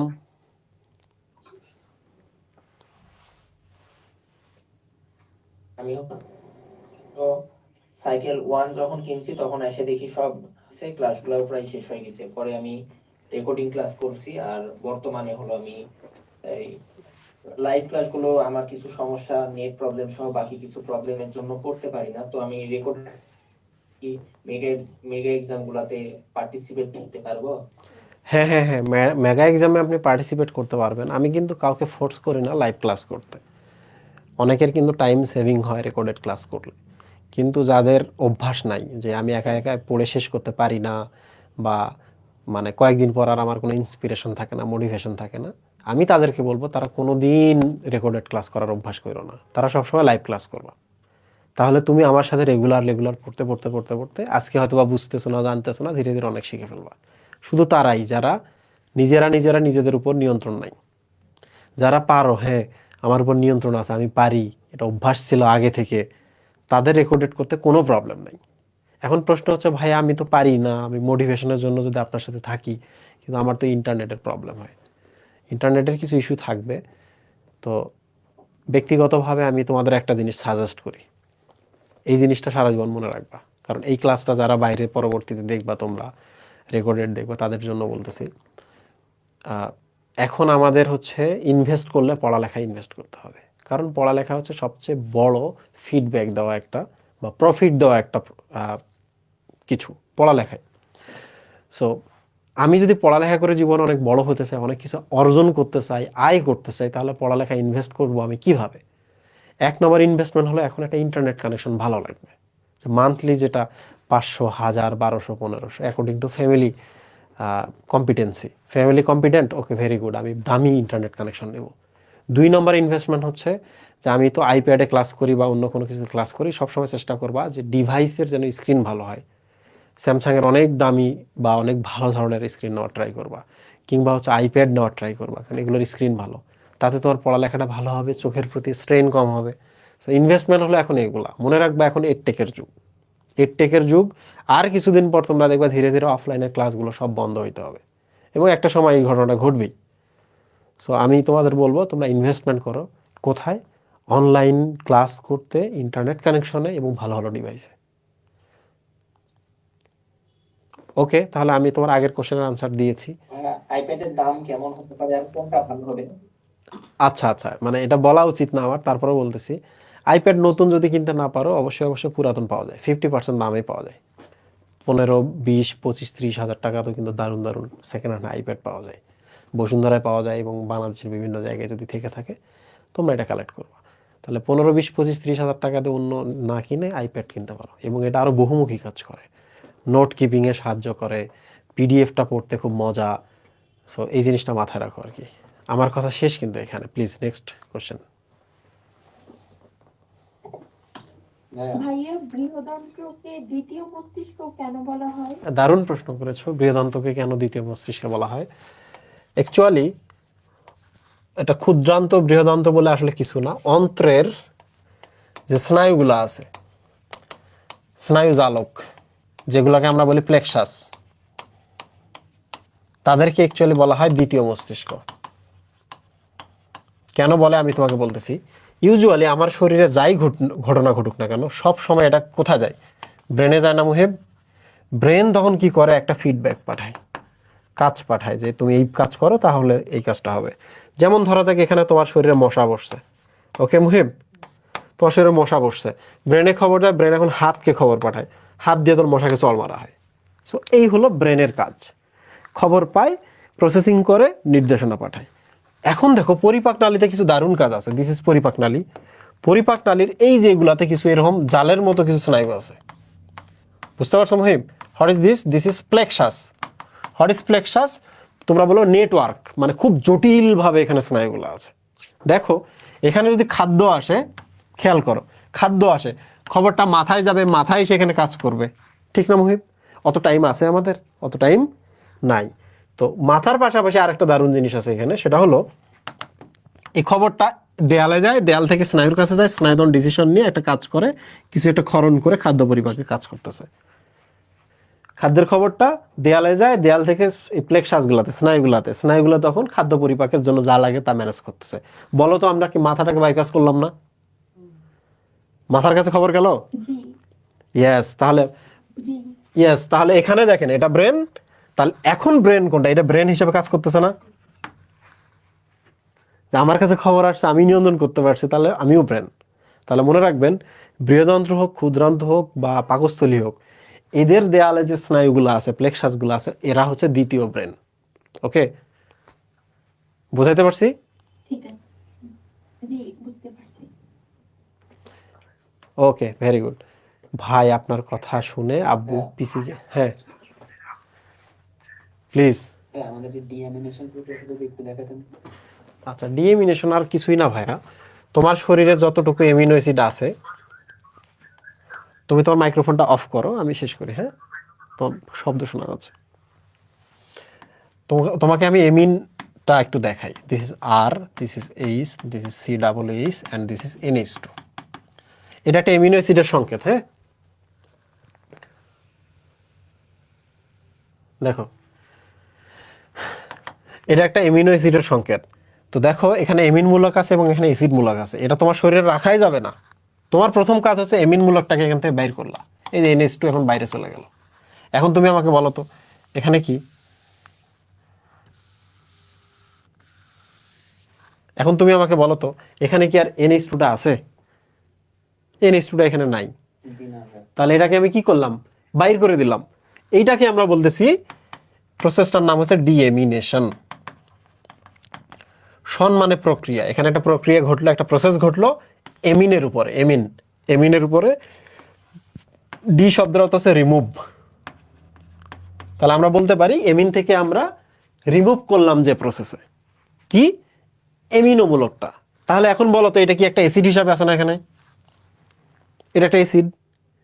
এই অ্যাসিডটাকে বলা হয় কিটো অ্যাসিড। কি অ্যাসিড বলে এটাকে? কিটো অ্যাসিড। তো এটা তোমার শরীরে তখন বাড়তি হয়ে গেল। তাহলে এই বাড়তিটাকে কি করে? মাইটোকন্ড্রিয়া চলে যায়। এই যে দেখো মাইটোকন্ড্রিয়া, এটা এখন মাইটোকন্ড্রিয়ার ভেতরে যায়, গিয়ে এটিপি তৈরি করতেছে। তাহলে আমরা এটার প্রসেস করতে পারলাম, এটার প্রসেস ডান। স্টিল NH2টা তোমার শরীরে কিন্তু আছে, এর সাথে একটা হাইড্রোজেন অ্যাড হয়, হাইড্রোজেন অ্যাড হয়ে NH3 হয়। NH3টা তখন একটা চক্রে প্রবেশ করে, করে ইউরিয়া তৈরি করে। দিস ইজ কল অরনিথিন চক্র। এবার কি তুমি বুঝতে পারছো ব্যাপারটা? হ্যাঁ বুঝতে পারছি। ওকে, আরেকটা যে ব্যাপার ছিল, আমাদের কলেজে আপনার হাফ ইয়ারলি এক্সাম চলতেছে, যার কারণে আমি সাইকেল 2 তে এসে ক্লাস 3 পর্যন্ত আমি রেগুলার ছিলাম, বাট এরপর থেকে তো আগামী দিনগুলোতে আমি রেগুলার থাকতে পারতেছি না, বা প্রেশার হয়ে যাচ্ছে, যার কারণে লাইভ এক্সাম গুলো জয়েন করা হচ্ছে না। বা তো এই ক্ষেত্রে কি করতে হবে? লাইভ এক্সাম যদি জয়েন করা না যায়, আপনি পরে এক্সাম দিবেন যদি সিস্টেম থাকে, বাট এইটা কিন্তু তোমার এর জন্য কাউন্টেবল হবে না, গিফটের জন্য। কারণ তুমি যে আমি সাইকেল সাইকেল সাইকেল ওয়ানে ভাই একদমই রেগুলার ছিলাম, এমনকি সাইকেল ওয়ানের ফার্স্ট যে মেগা এক্সাম চলছে মেগা এক্সামে সেকেন্ড হয়েছিলাম, বাট এইখান যে একটা মানে একটা সমস্যায় পড়ে গেলাম ভাই আমাদের কলেজ এক্সামের কারণে। আচ্ছা, আমি তোমাকে বলি, তুমি বুঝতে পারবা। আমি জানি তুমি কলেজের এক্সামের জন্য সিরিয়াস, ডেফিনেটলি সিরিয়াস হইতে হবে, কারণ এখানকার এক্সামে সিরিয়াস হয়ে বেশি জানা যাবে। কলেজের এক্সামে সিরিয়াস হলে, রেজাল্ট ভালো হইলে এটা আলটিমেটলি তোমার কিন্তু real life, personal life, academic লাইফে একটা ইফেক্ট ক্রিয়েট করবে, এটা আমি বুঝতে পারতেছি।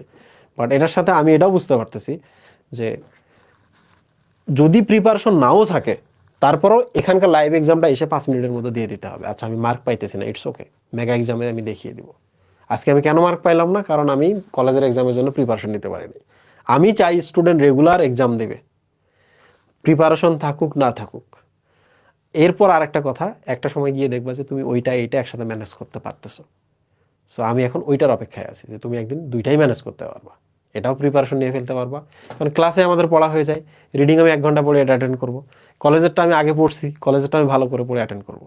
আর আজ থেকে ঠিক 6 মাস পর বা 4 মাস পর তুমি দেখবা যে তোমার কলেজের অন্য পড়াগুলো আমরা এখানে কভার করে ফেলছি। তখন দেখবা যে কলেজের পরীক্ষা দিতেও প্রবলেম হবে না, এটা দিতেও প্রবলেম হবে না। আমি কি তোমাকে বোঝাইতে পারছি? উইদাউট প্রিপারেশনও পরীক্ষা হলে দিতে হবে। জি ভাই, তাহলে মোটামুটি যে আমি এক্সাম গুলো দিয়ে যাবো, এটা আমি এটা বলতে চাচ্ছি, ইয়েস, যাতে এক্সাম গুলো মিস না করি। Yes, yes. আচ্ছা ঠিক তাহলে আছে। আমরা আজকে শেষ করি, আজকে শেষ করি।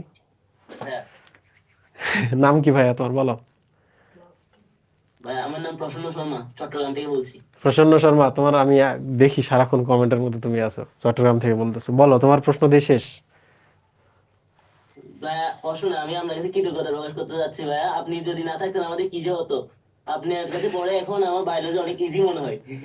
থামো থামো থামো আমি থামো বায়োলজি পুরো পুরো পাহাড়ের মতো মনে হতো ভাইয়া। থামো থামো, আমি জানি এটা হবে, আমি এটাও জানি যে তোমরা একদিন অনেক ভালো করবা। তো আমার তো কাজ হচ্ছে এতটুকুই। দেখো, আমি আমি তো জ্ঞান তো নাজিল করি না, তাই না? জ্ঞান আবিষ্কার করি না। বইয়ে যেটা আছে আমি শুধু এটাকে সহজ করে ব্ল্যাঙ্কগুলো ফিল আপ করে তোমাদের পড়াই। তোমাদের সাথে যদি আমার এডমিশনে গিয়ে দেখা হতো, যে এই সময় দেখা হয় নাই, তোমাদের সাথে গিয়ে যদি আমার এডমিশনে গিয়ে দেখা হতো, ট্রাস্ট মি, 32,000 স্টুডেন্ট এর মধ্যে মেজর পোর্শন আমার কাছে পড়েনি, এবং সবার একই কথা ছিল, কেন আগে দেখা হলো না? এডমিশনে গিয়ে যে প্রেশারের ভেতরে তারা গেছে, তারা শুধু আমার বলছে, কেন আগে দেখা হলো না?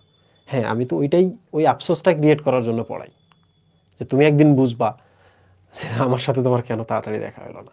সো তোমরা যারা আমার জার্নিতে আসো, তোমরা সবসময় স্যাটিসফাইড থাকবা, না বুঝলে জিজ্ঞেস করবা, না মিললে মিলানোর ট্রাই করবা, বাট কখনো এই জার্নিটা ছাড়বা না, নইলে কিন্তু 2 বছর পর গিয়ে ওই আফসোসটা আবার করতে হবে, যে কেন কন্টিনিউ করলাম না।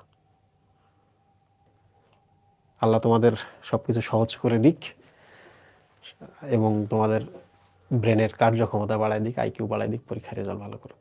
আজকে এই পর্যন্তই। থ্যাংক ইউ প্রসন্ন শর্মা জানানোর জন্য। ভাইয়া